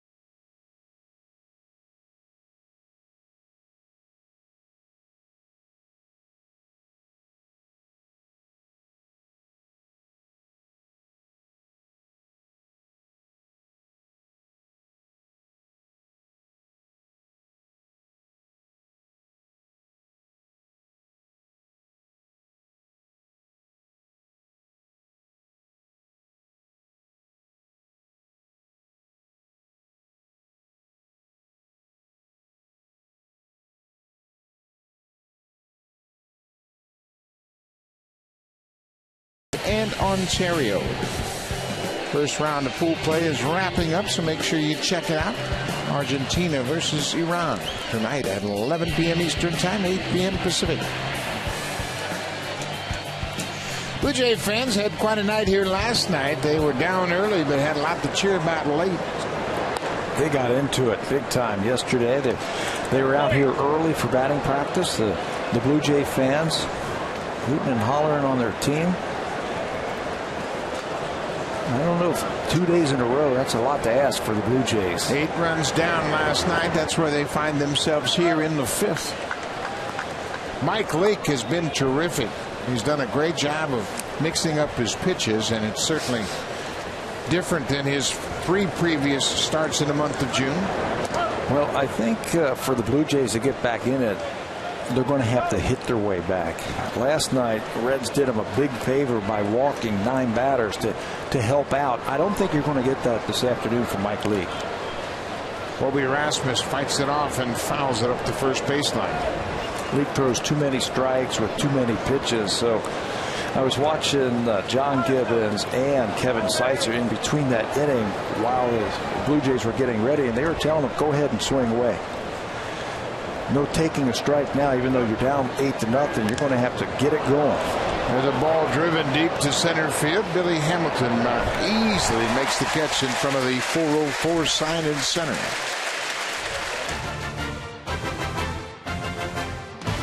The 2014 Honda Civic, Canada's best-selling car 16 years in a row, and the official vehicle of the Toronto Blue Jays.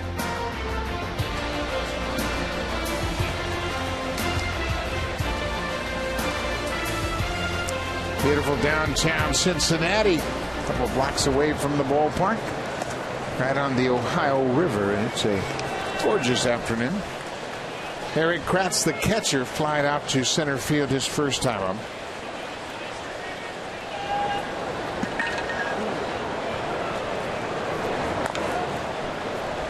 Well, you made a good point about the approach. Kevin Seitzer and John Gibbons talking about, well, should we walk? Well, he's not walking anybody, so you go up there swinging. You got to pitch your way back into this game. That's the feeling I have this afternoon, that they're going to have to pound the baseball. No free passes, not with Mike Leake out there. Pulled on the ground. Shortstop Ramon Santiago across the diamond in time. 2 down. That's 11 straight retired by Mike Leake. The last man to reach was Brett Lawrie in the second. Edwin Encarnacion walked to start the inning, then Lawrie singled, and those are the only 2 base runners the Blue Jays have had all afternoon. That's it right there.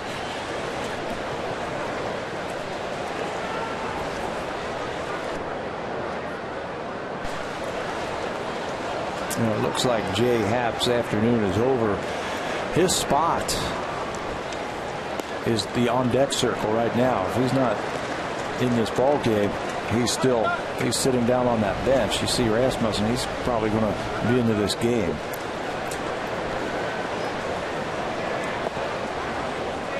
Adam Lind has come out on deck. I think he's just standing out there because the Blue Jays need somebody to stand out there. I don't think they would use him to pinch hit in this situation just yet. Kawasaki takes another pitch inside. It's 2-1.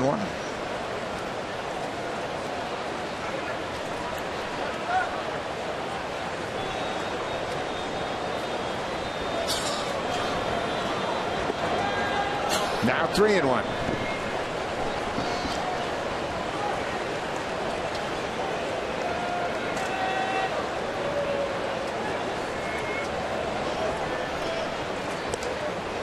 You know, I see Steve Tollison moving around out there also down in that dugout, that if they do a pitching change, they'll probably double switch with Kawasaki if he gets on. A lot of options in the National League game here.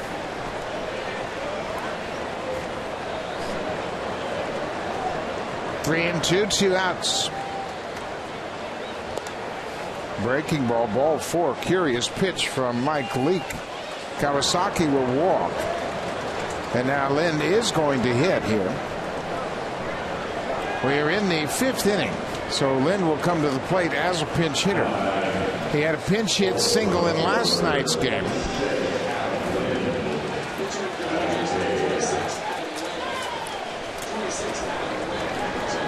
Blue Jays did a terrific job pinch hitting. Lind had the pinch hit RBI single, and then Juan Francisco had a pinch hit 2-run homer. Yeah, when you're down by 8 runs and you come back to win, you're going to have plenty of heroes, and you're going to have guys come off the bench and do their thing. Blue Jays pushed the right buttons last night. Kawasaki's walk with 2 out snaps a streak of 12 or 11 straight retired by Mike Leake. He's the first base runner to reach for the Jays since the second.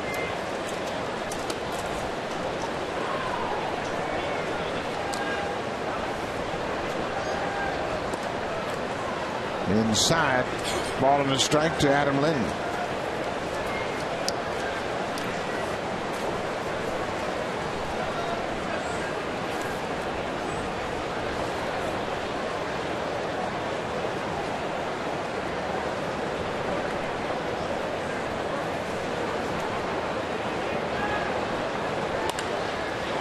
There's a base hit for Lind. Kawasaki stopped at second, and then Jay Bruce overran the ball. Kawasaki made a good turn, but he stopped clearly, and that should be an error on Bruce to allow Kawasaki to move to third. So Lind, for a second consecutive game, has a pinch single, and he'll leave in favor of a pinch runner. But first, there's that good stroke for Lind. Base hit, just like last night's game, and Kawasaki see him stop, and this is the first error this season on Jay Bruce in right field. Ball just not right by him. Kawasaki wasn't going anywhere. No, he had stopped at second, and obviously it's an error on the right fielder. So back to the top of the order. Marcus Stroman into pinch run for Lind. Stroman entered the game as a pinch runner last night. First pitch breaking ball for a strike.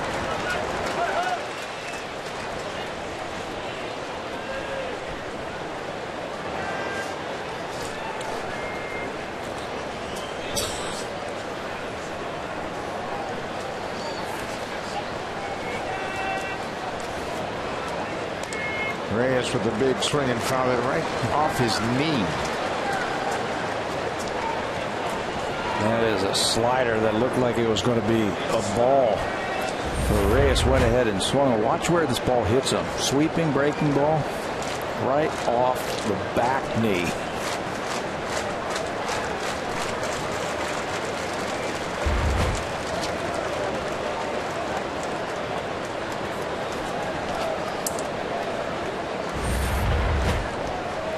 A lot of times you'll see a breaking ball like this where the batter gets out in front, he hits it off his front leg. That time off the back knee.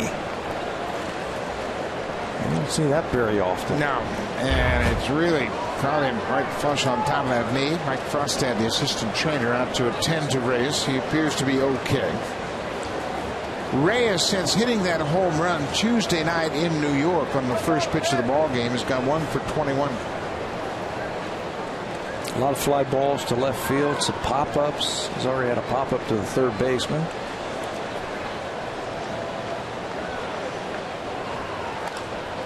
Another pitch right inside, same spot. Another breaking ball.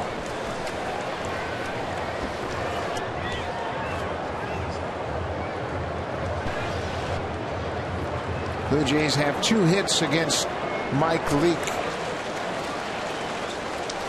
First and third, 2 outs, and Reyes behind 0-2.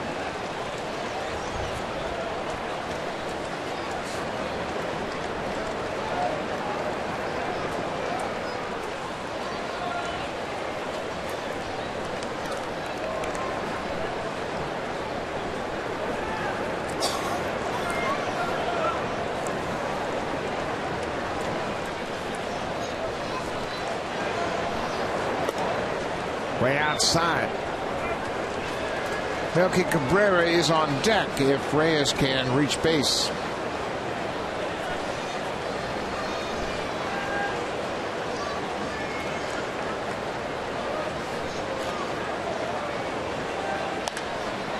Another pop-up, this one behind second. Ramon Santiago, the shortstop, makes the catch on the edge of the grass. The Blue Jays strand a pair. We'll go to the bottom of the 5th. It's all Cincinnati.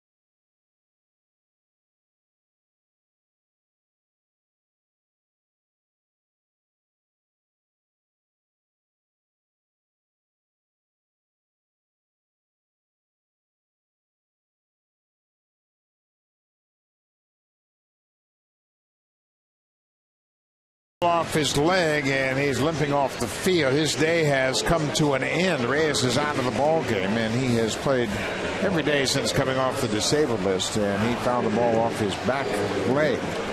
So he's out of the game. Steve Thomason takes over defensively at shortstop. He comes off the bench, and with the pinch hitter Lynn batting for the pitcher Jay Happ, it'll be the young left-hander Rob Rasmussen, just called up from AAA Buffalo, making his 5th appearance. Second stint with the Blue Jays this season. There are his numbers in 4 games with Toronto, averaging 9 strikeouts per 9 innings.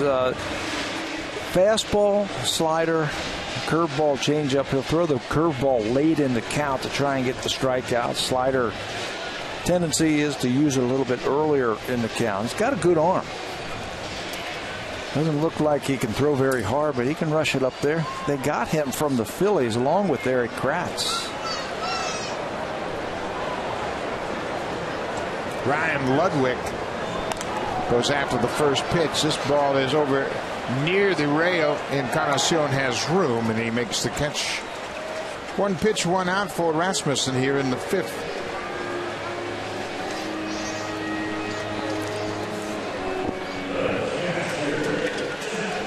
Catcher Devin Mesoraco will step in.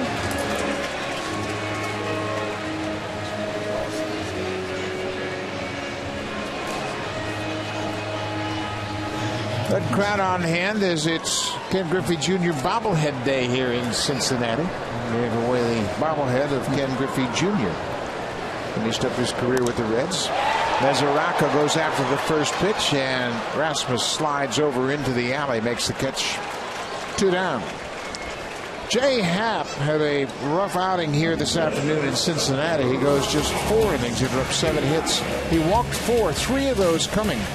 All 4 of those coming with 2 outs in the first inning. Yeah, that was the shocker, and that really pushed his pitch count up. Now, in that first inning, 36 pitches, again, 21 balls and only 15 strikes in the first inning. He ended up walking 4. Those were the only 4 he ended up walking. 5 strikeouts, 99 pitches to get through 4 innings. We were talking at the beginning of the game and that they need 7, 8 innings out of their starter this afternoon after the short bullpen last night. And the relievers, all the relievers and pitchers they needed yesterday. 4 innings, going to put a little strain on that bullpen this afternoon. Well, when you look at the Blue Jays' upcoming schedule after the game tomorrow, they'll go home to take on the Yankees for 3, then the White Sox for 4, before they have an off day on the 30th of June. So the pitching is going to be challenged here for the next 10, 12 days. Rasmussen adding another left-hander with Cecil on the disabled list.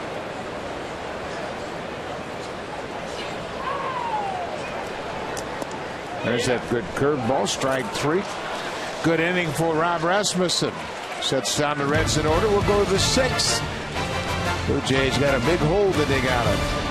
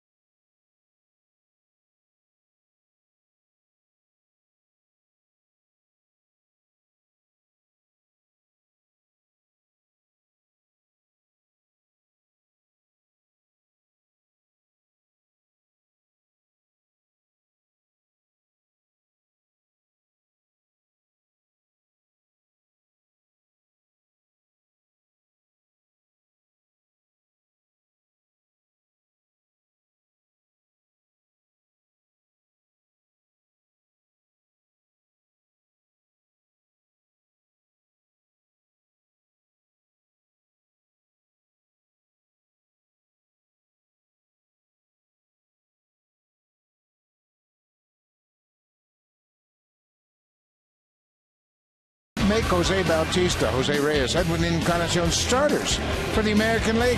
Fans are allowed to vote a maximum of 35 times per email address. Vote early, vote often. Vote Blue Jays at BlueJays.com.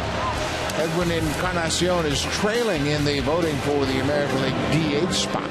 So make sure you log on and punch out 35 votes. You can do that every time you log on to BlueJays.com. So make sure you do that. Jose Bautista, at last count, had the lead overall in the voting. If you got nothing to do, maybe sit at your computer and try and get those Blue Jays who are most deserving into that All-Star game.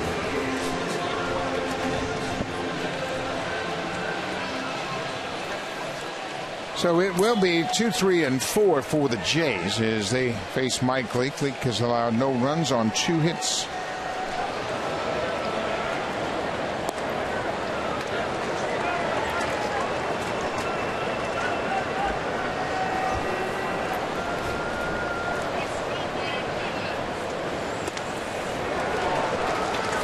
That's a nice little cutter that just gets right in underneath the bats to a lot of those left-handers.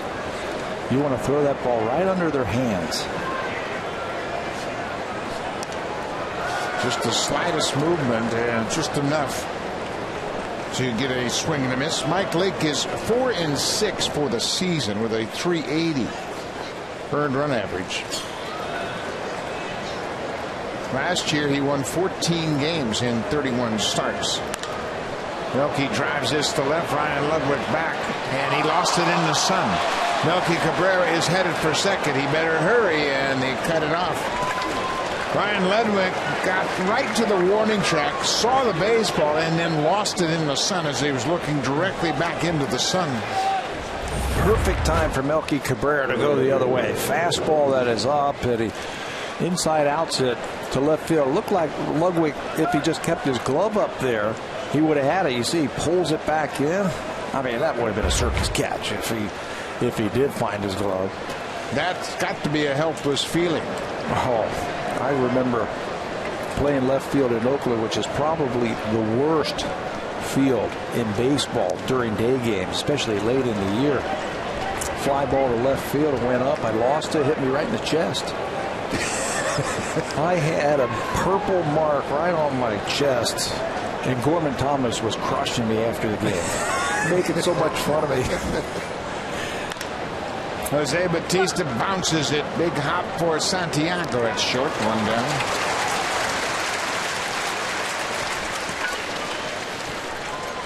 This copyrighted telecast is presented by authority of Rogers Blue Jays Baseball Partnership and may not be reproduced or retransmitted in any form.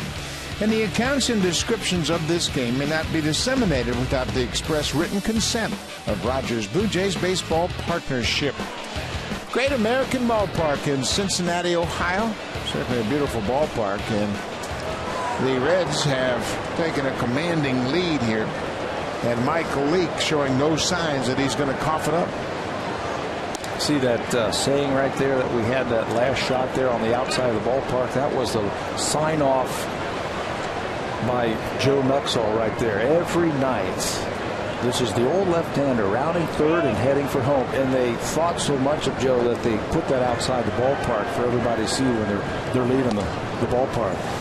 So cool. He was an iconic player here. Certainly made his debut, I believe, as a 15-year-old. 15-year-old, that's right. Marty Brenneman, Joe Nuxall, Wade Hoyt. Great voices of the Reds over the years. From Hamilton, Ohio, Hamilton Joe.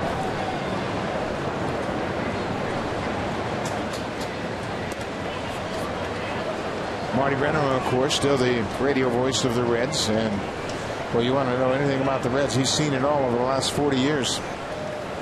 He and his son, Tom, both work on the broadcasts here in Cincinnati. Tommy's off this weekend. Usually does the television and then pinch hits for his dad when his time is off. 3-1 to Encarnacion. Edwin has walked and grounded out. Leads the majors with 62 RBIs as we are wrapping up the month of June.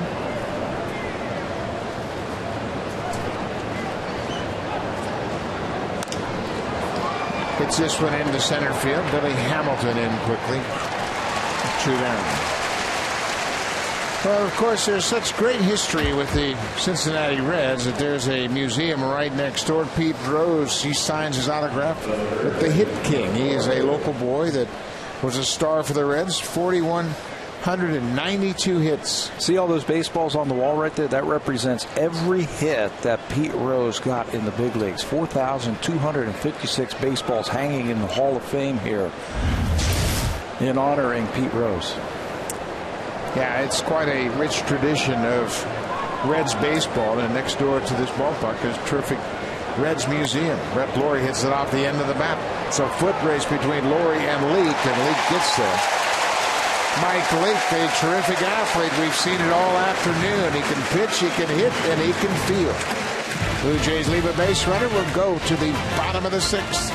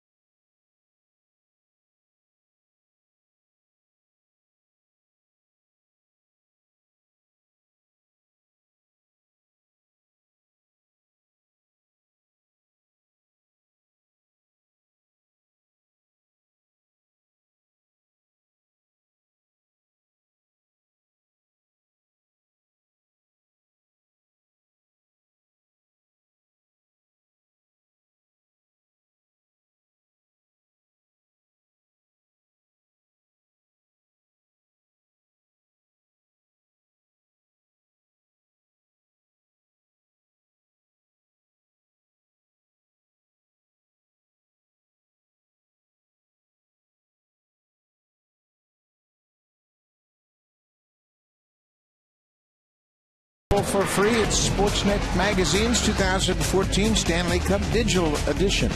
Go behind the scenes of the Kings' victory with photos, stories, and more. Get the free edition for your tablet now at sportsnet.ca. Great opportunity to look inside the Stanley Cup final and the champion LA Kings. Blue Jays down 8-0. Mike Leake, the pitcher, has been in total control this afternoon. Plenty to cheer about last night for these Blue Jay fans. Just haven't given them much to get up and get crazy over this afternoon. Just 3 base hits. An infield hit and the ball that was lost in the sun.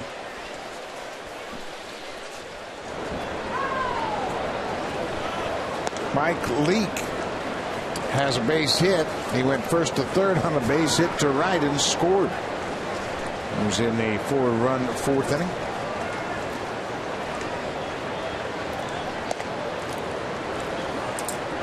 .95 miles an hour. Big fastball in a small package from Rob Rasmus. Yeah, not a real big guy, but he's got a good arm action. Stays back over that rubber. 95 on that fastball. Mike Leake looks like a position player swinging the bat. You might want to think about bending one right here. There was your 0-2 fastball. That was your one to hit right there, Mike. Throw him a breaking ball.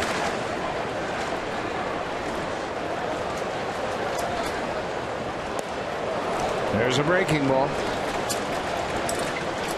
One down here in the 6th. Take a look at the AL East standings. The Blue Jays atop the East. The Yankees lost today in New York to the Orioles. So as we speak, the Yankees are 2 games back. The Orioles are 3 back. They are separated by a single game. Then the Red Sox and the Rays. So you can bet things are going to change and jam up. Yeah, and after tomorrow's ball game here at Cincinnati, the Blue Jays finally get to go home, and they'll have a chance for redemption against the Yankees. A little payback opportunity. How about the Oakland A's? They have a 1-0 lead over the Boston Red Sox, and they're in the 8th. Jesse Chavez, 7 innings, 3 hits, 4 walks, 4 strikeouts, no runs. Leads 1-0. Hamilton pulls it foul outside of third. Well, I never saw that coming from Jesse Chavez. We thought he was okay when he pitched for the Blue Jays. Spot starter. Swing man, go back and forth. Right. He's 6-4 with a 271 earned run average. Who knew? What is it if you put the uniform on of the Oakland A's, you turn into Cy Young? Another strikeout for Rasmussen. 3 now. Finger cooked tonight. Order from over 100 menu items at bostonpizza.com. Proud partner of the Toronto Blue Jays. We told you they'd be out on the river. Nice afternoon. First day of summer, June 21st. It's the Ohio River just beyond the stadium here in right field.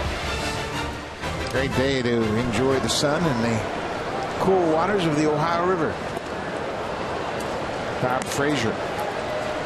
He's hit the ball hard 3 times this afternoon. Has a sacrifice fly. Bautista's made a couple of nice plays against him in right field. Went back to the warning track in the first inning and then came in the second inning. Took a hit away from him. They just don't have a read right now on Rod Rasmussen. Rasmussen has retired 5 straight since coming into the game. And he also has picked up 3 strikeouts.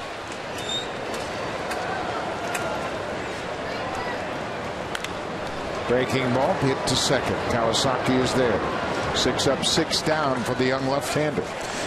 We've played 6 here in Cincinnati, and the Reds trying to even the series at a game apiece.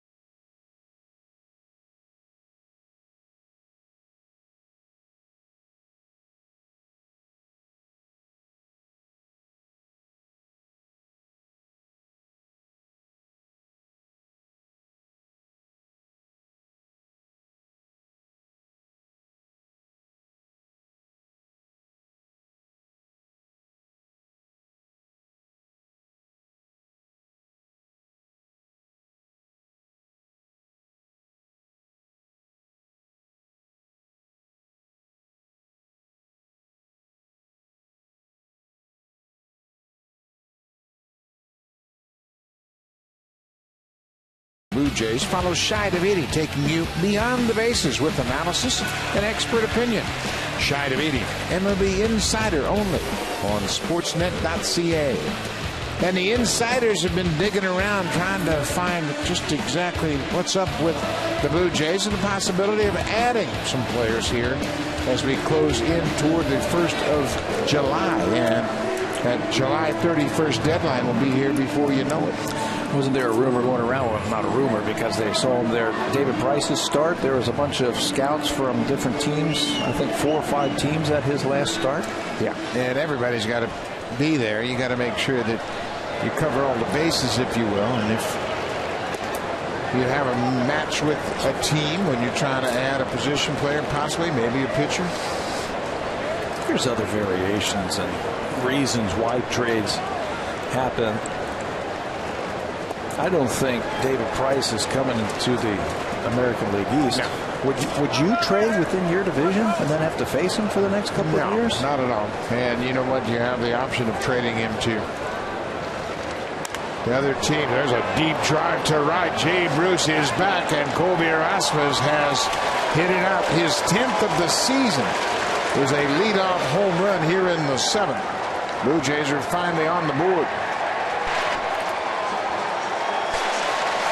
You know, really interesting sequence right there from Mike Leake. He threw a couple of breaking balls to Colby Rasmus, and he swung right through him. And then 0-2, it looked like he tried to slip a fastball by him. Big mistake against Rasmus, who's a low fastball hitter. Look at that right there, right where he likes it, with 2 strikes. After he threw a couple of breaking balls and he swung right through him. Yeah, you can't sneak a fastball by Colby Rasmus. It's impossible. And he hammered that ball, his 10th of the season. Pulls the hands quick swing, huh? Yeah. And thought he was on the defensive, Mike Leake did, after he threw a couple of breaking balls and got ahead 0-2. Shadows are starting to play a major part of this ballgame for hitters. You throw that guy a fastball, you're asking for trouble.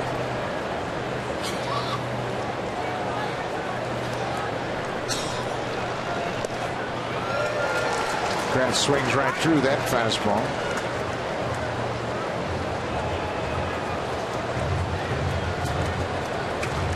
That home run for Rasmus was the 100th home run for the Blue Jays this season. They lead the majors in that department, of course. Number 10 for Rasmus, number 100 for the Blue Jays.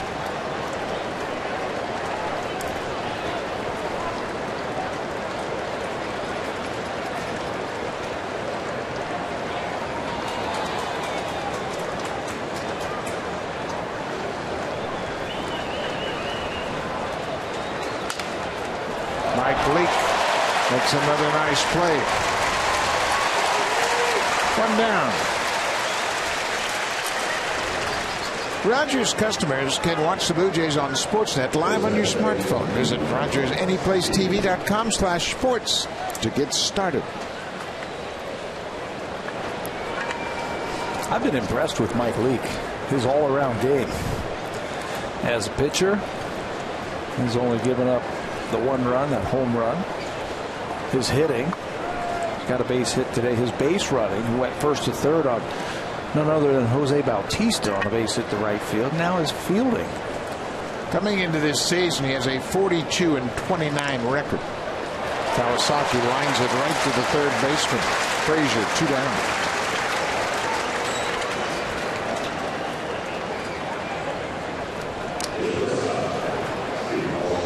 Blue Jays have 6 players with 10 or more home runs this season. The only club in baseball that can boast that.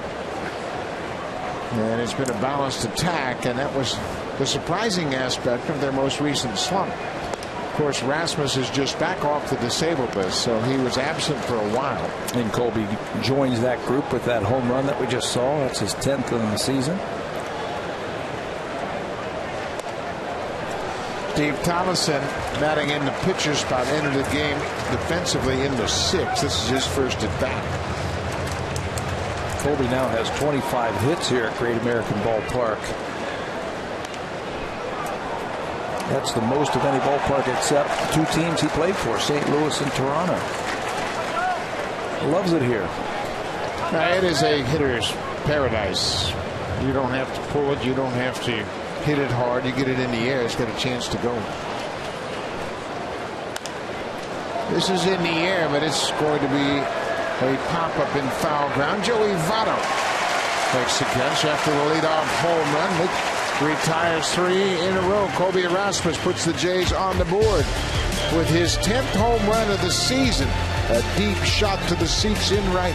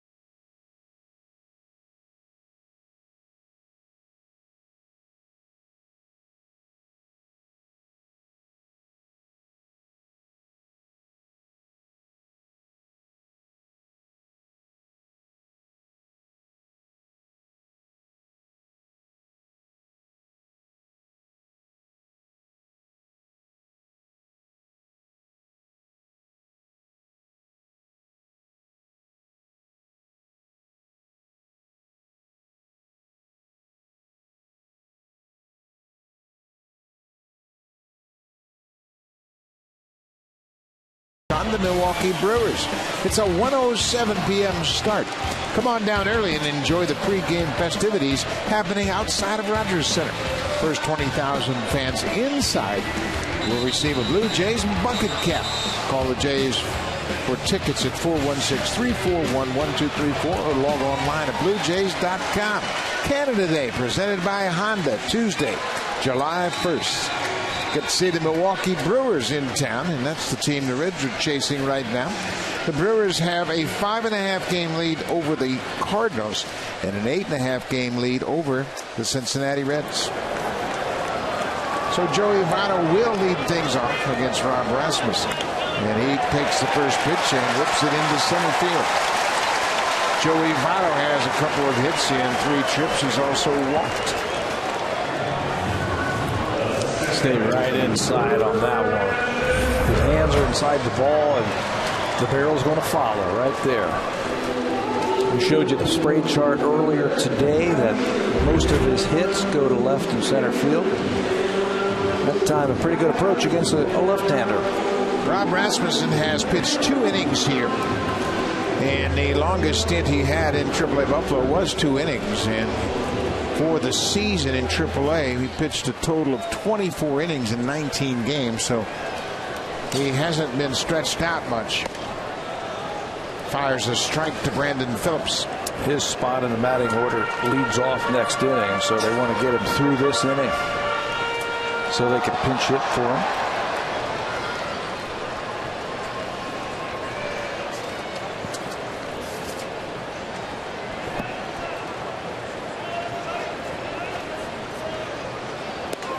Good changeup really fooled Phillips. Tell you what, I've been impressed with Rasmussen. You go back to his earlier stint with the Blue Jays, he fared fairly well and then had a real bad outing right at the end of his run with the Jays. In fact, he really got overwhelmed in his last appearance where he was trying to throw too hard. Yeah, and he had a lot of walks and missed the strike zone. His first game in the big leagues, he had to face none other than David Ortiz in Fenway Park. And he handled him. Came in and just faced the one batter, Ortiz, and got him out.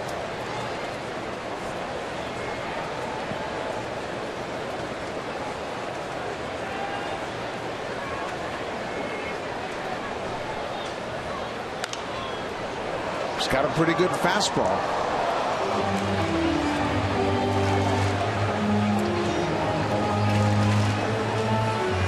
Of course, the Blue Jays need some help from the left side in their bullpen. Aaron Loup did not pitch in the game last night. Brett Cecil is on the disabled list, so Rasmussen fills that void.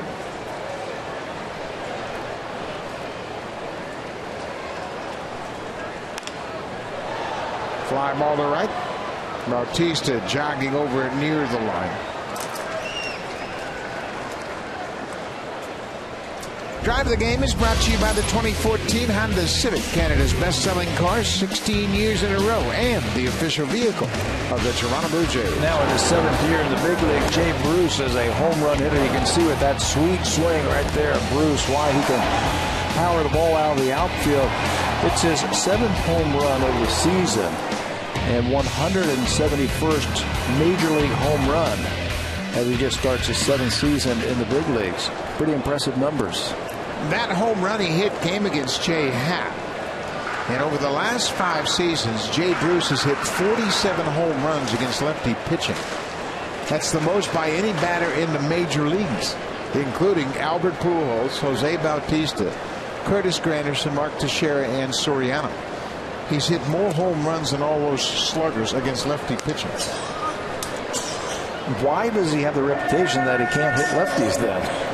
They say he can't hit lefty. That's pretty impressive. 47 home runs. Leads the majors over the last 7 years against lefty pitching.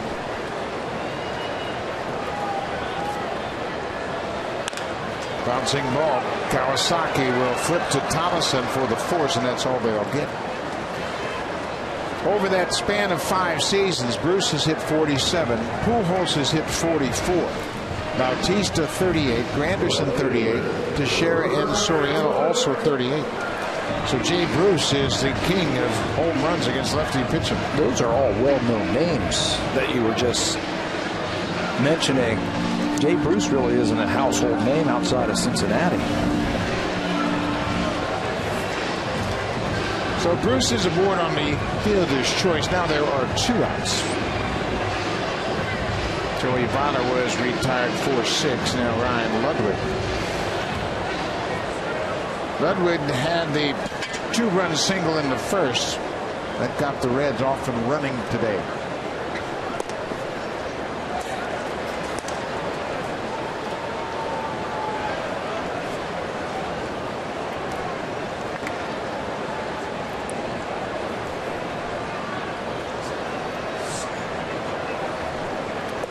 Changeup away, 2-0.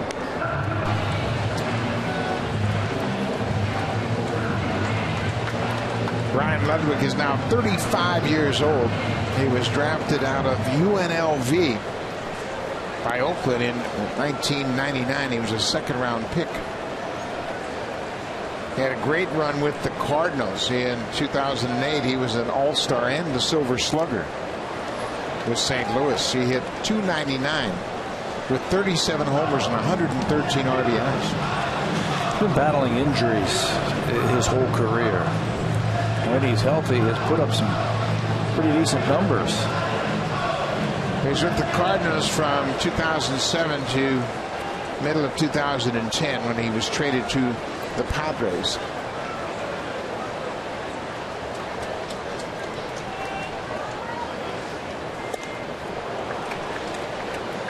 Two and two.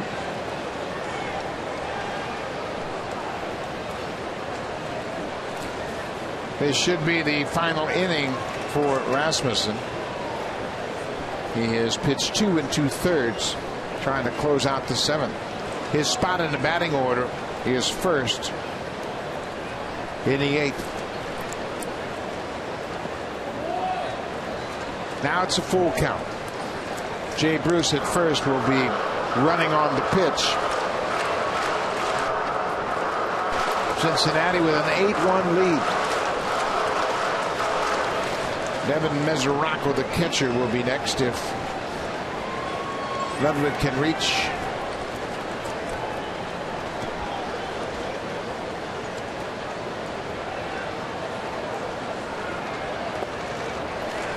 There's a walk. Comes with 2 outs.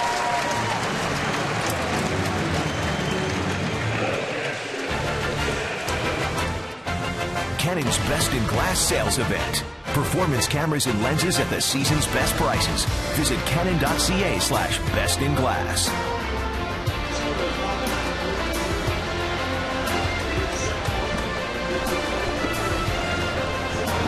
Good way to spend your afternoon at the ballpark, enjoying some good food from the concession stands. Eric Kratz went to the mound. I think he sensed that Rob Rasmussen's kind of running out of gas here. He had a great start to this outing. Retired the first 6 batters he faced. He's pitching in his 3rd inning of relief, and he hasn't done that this season. And he is running out of gas. So you go out there and you give him a little bit of a breather, let him catch his breath. You can see how he slowed things down with that runner at 2nd and 1st.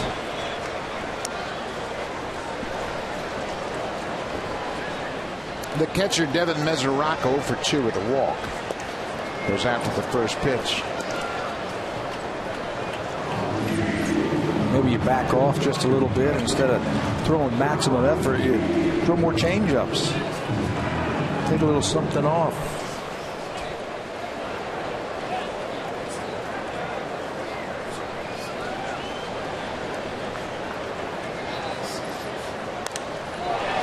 There's a high fly ball. Melky Cabrera didn't see it initially off the bat. He's at the wall, and it's gone.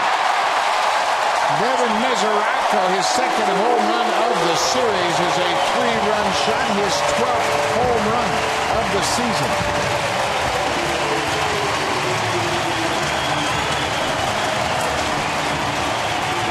Three more RBIs also for Mesoraco. Get the ball airborne in this ballpark, and you've got a chance.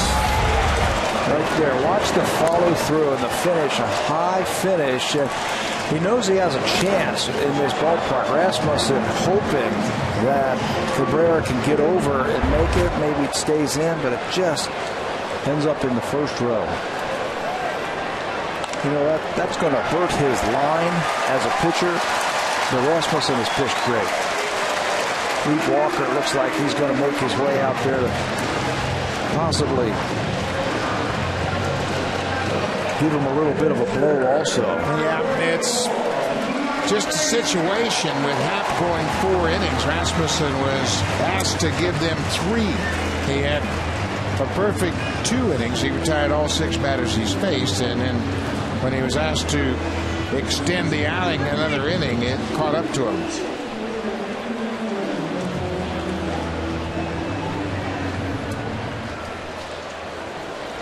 The Roberto Alomar and Friends Charity Home Run Derby is in support of Jays Care Foundation. It'll take place Sunday, July 6th at beautiful Nat Bailey Stadium in Vancouver. Join Roberto Alomar, Jesse Barfield, Lloyd Mosby, and Devon White. Take batting practice with some Blue Jays legends. For more information, you can log on to BlueJays.com/JaysCare and find out about the Roberto Alomar and Friends Charity Home Run Derby.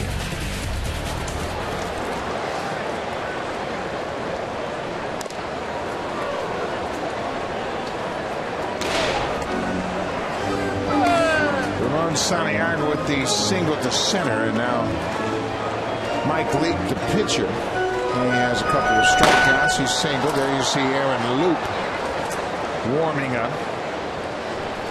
And they just want 1 inning out of Loop. So they got to get through this one. Still throwing hard, 93 miles an hour, but it's 36 pitches. He's just not used to that. In his previous inning of work back on the 29th of May, he threw 25 pitches in 2/3 of an inning, and he was just wild.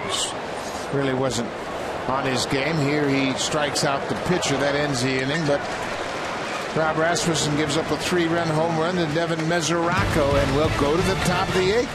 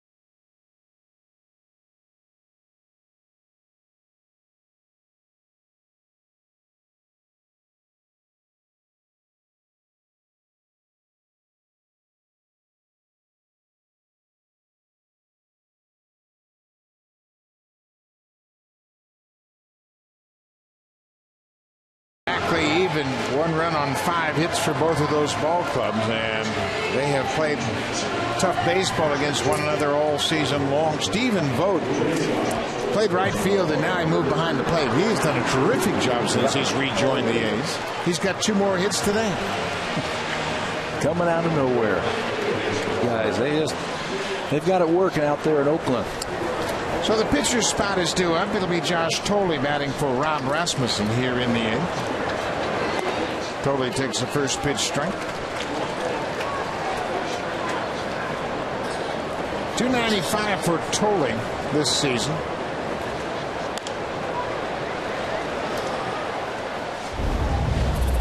The Pitch Tracker is brought to you by Acer, official partner of the Toronto Blue Jays. Well, if Thole gets an opportunity to swing the bat, he will catch tomorrow as R.A. Dickey goes to the mound. He pulls this one to second base. Phillips waits on Votto to get there and throws out Thole. Always important to get an at-bat before your schedule starts. Your timing issues that you would have. Well, Mike Leake has been a tough opponent for the Blue Jay hitters. Tomorrow it even gets tougher. Johnny Cueto, who leads baseball with a 192 earned run average, will go to the mound. He's got a 6-5 record, and he has been stingy all season long. Same type of pitcher like Mike Leake. Not overpowering. He has it when he needs to. He can reach back for a little something more, but he's more of a pitcher. Change up, uses curveball, spots his fastball, goes in and out like those last few pitches right there by Mike Leake. The league has hit 169 against Johnny Cueto. He has 111 strikeouts. That ball is bounced right back to the mound. Cabrera is out. 2 down here in the 8th. Now it's time for the play of the game. It's brought to you by Hungry Man. Try new pulled pork.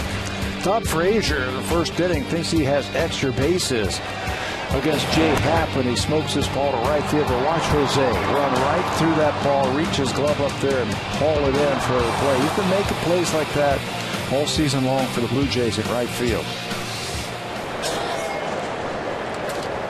Jose Bautista has not reached base today. Hits that one to short. Santiago takes his time. Quick inning for Leake in the 8th. Blue Jays go quietly in their half of the 8th. We'll go to the bottom of the 8th. Now it's time for a Blue Jays Central update. Here's Jamie Campbell and Kevin Barker.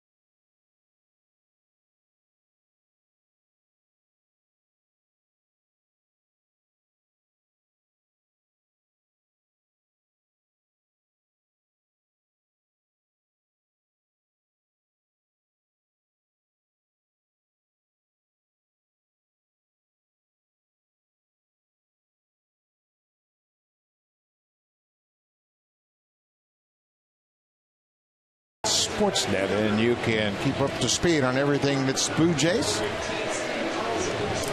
The Blue Jays have made some defensive changes as Jose Bautista was retired to end the inning.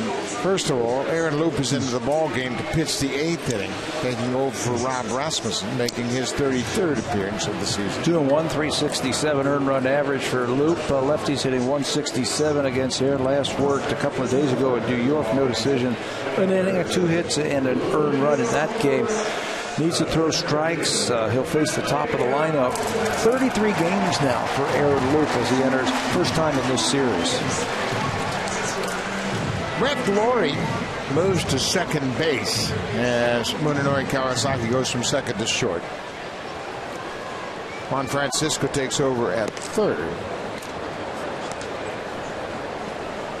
Steve Tonnison, who was at shortstop, takes over in right for Bautista, and Jose is out of the game.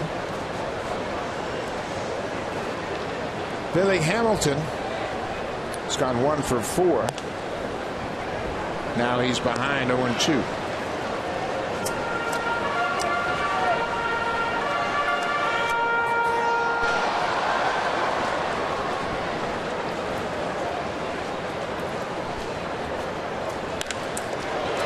Boop knocks it down. He recovers in time to throw out Hamilton.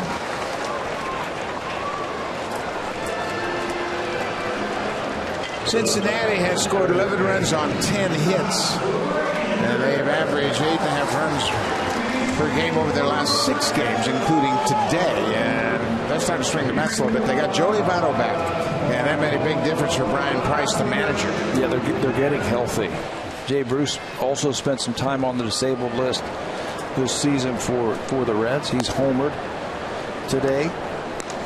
And you get Votto back. I mean, when you take your 3rd best hitter and your 5th place hitter out of the lineup, that's bound to keep you from scoring runs. Sooner or later, it'll catch up to you, that's for sure. Todd Frazier has an RBI. And now he's behind 0-2. Mentioned Frazier hit that line drive that Bautista made a good play on early in the ball game. That was in the 1st. It's a good player. 16 home runs for a 3rd baseman. Pretty impressive. And 41 RBIs. Got a chance to say hello to him around the batting cage today. He's a lot bigger than I thought. He's 28 years old now, and we've been talking about draft picks and 1st-round picks. He's another 1st-round pick of the Reds. Reaches for this and pops it into right center. Long run for Rasmus. He gets there.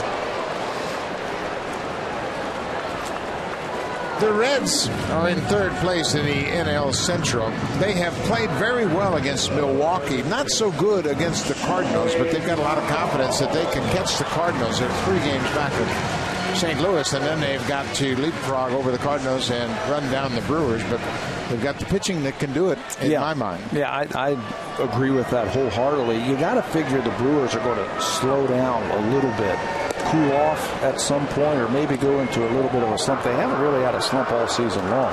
That'll be the chances then for the Cardinals and the Reds with their great pitching staffs, and they really have good pitching staffs.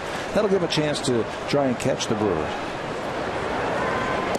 Milwaukee has a team hitting .260. They're tied with the Pirates at the start of play today. And Brewers are middle of the pack in the pitching department. .364 team earned run average, but they're 15 games over 500.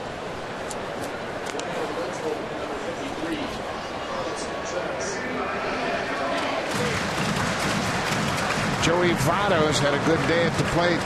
He has walked, doubled, and singled. He's also struck out. He is 2 for 3 with a couple of runs scored and an RBI.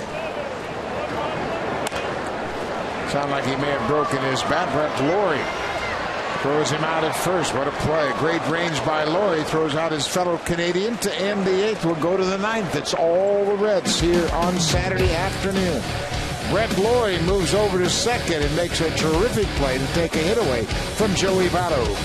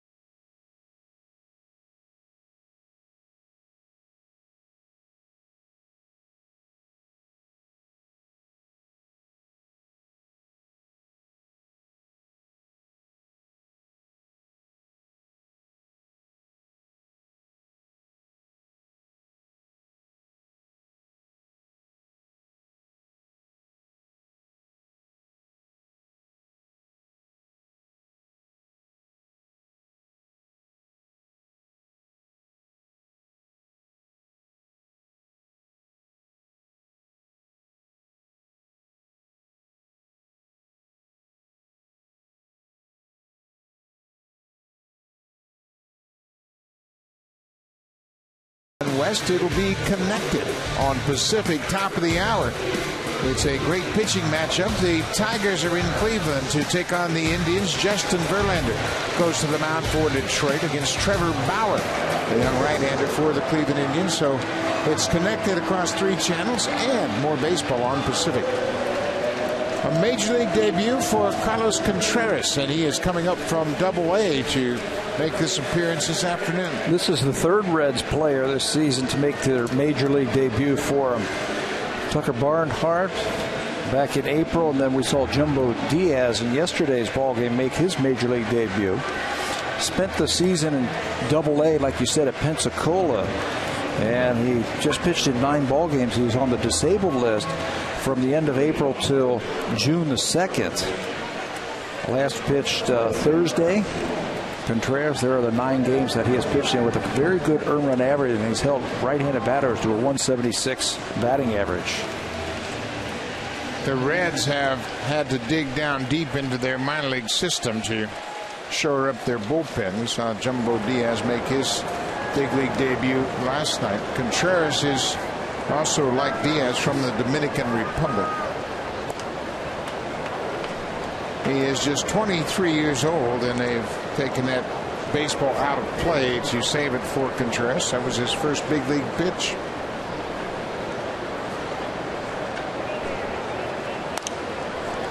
There's a fly ball into center.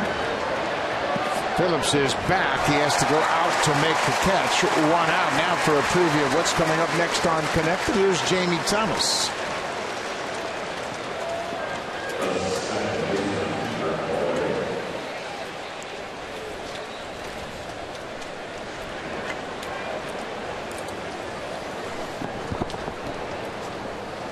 Thank you, Jamie. Of course, Germany and Ghana are in the same pool as USA and Portugal, and USA and Portugal will play their second match in World Cup tomorrow evening against Portugal. All that coming up next on Connected with Jamie Thomas, and more baseball top of the hour on Pacific, Tigers and Indians. Brett Lawrie 1 for 3 this afternoon, taps this one toward 3rd. Frazier throws on the run just in time. 2 down. Now the Blue Jays have just too much of Mike Leake. He went 8 innings, allows 4 hits, just a single run. That was the home run he gave up to Colby Rasmus in the 7th.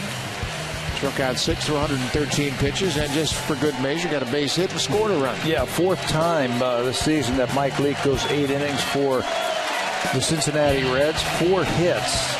One of them, a ball that was lost in the sun. The other one, an infield hit for Mike Leake, against Mike Leake. So he's the MVP this afternoon in this ball game. Colby Rasmus takes a strike. The Blue Jays were down 8-0 in last night's game and fought their way back to win it 14-9. There were no comebacks in the program today for the Blue Jays. They fell behind quickly 3-0 in the first, and Cincinnati just took it and ran away. Yeah, 3 in the first, 1 in the 3rd, 4 more in the 4th. That was the big one right there that really took it out of reach. Difference between today's game, Blue Jays falling behind 8-0, and yesterday it was only the 2nd inning when they were behind 8-0. They had 7 innings to catch up. 2-1. Carlos Contreras making his Major League debut here against the Blue Jays, and you know that he's got bragging rights. First Major League batter he faces, Edwin Encarnacion, and gets him to pop out. He'll be on the phone to the Dominican Republic tonight. Yeah, guess what I did? Had to face Edwin. He's looking for his first Major League strikeout now. Breaking ball doesn't look too shabby. He started his career with the Reds in 2008.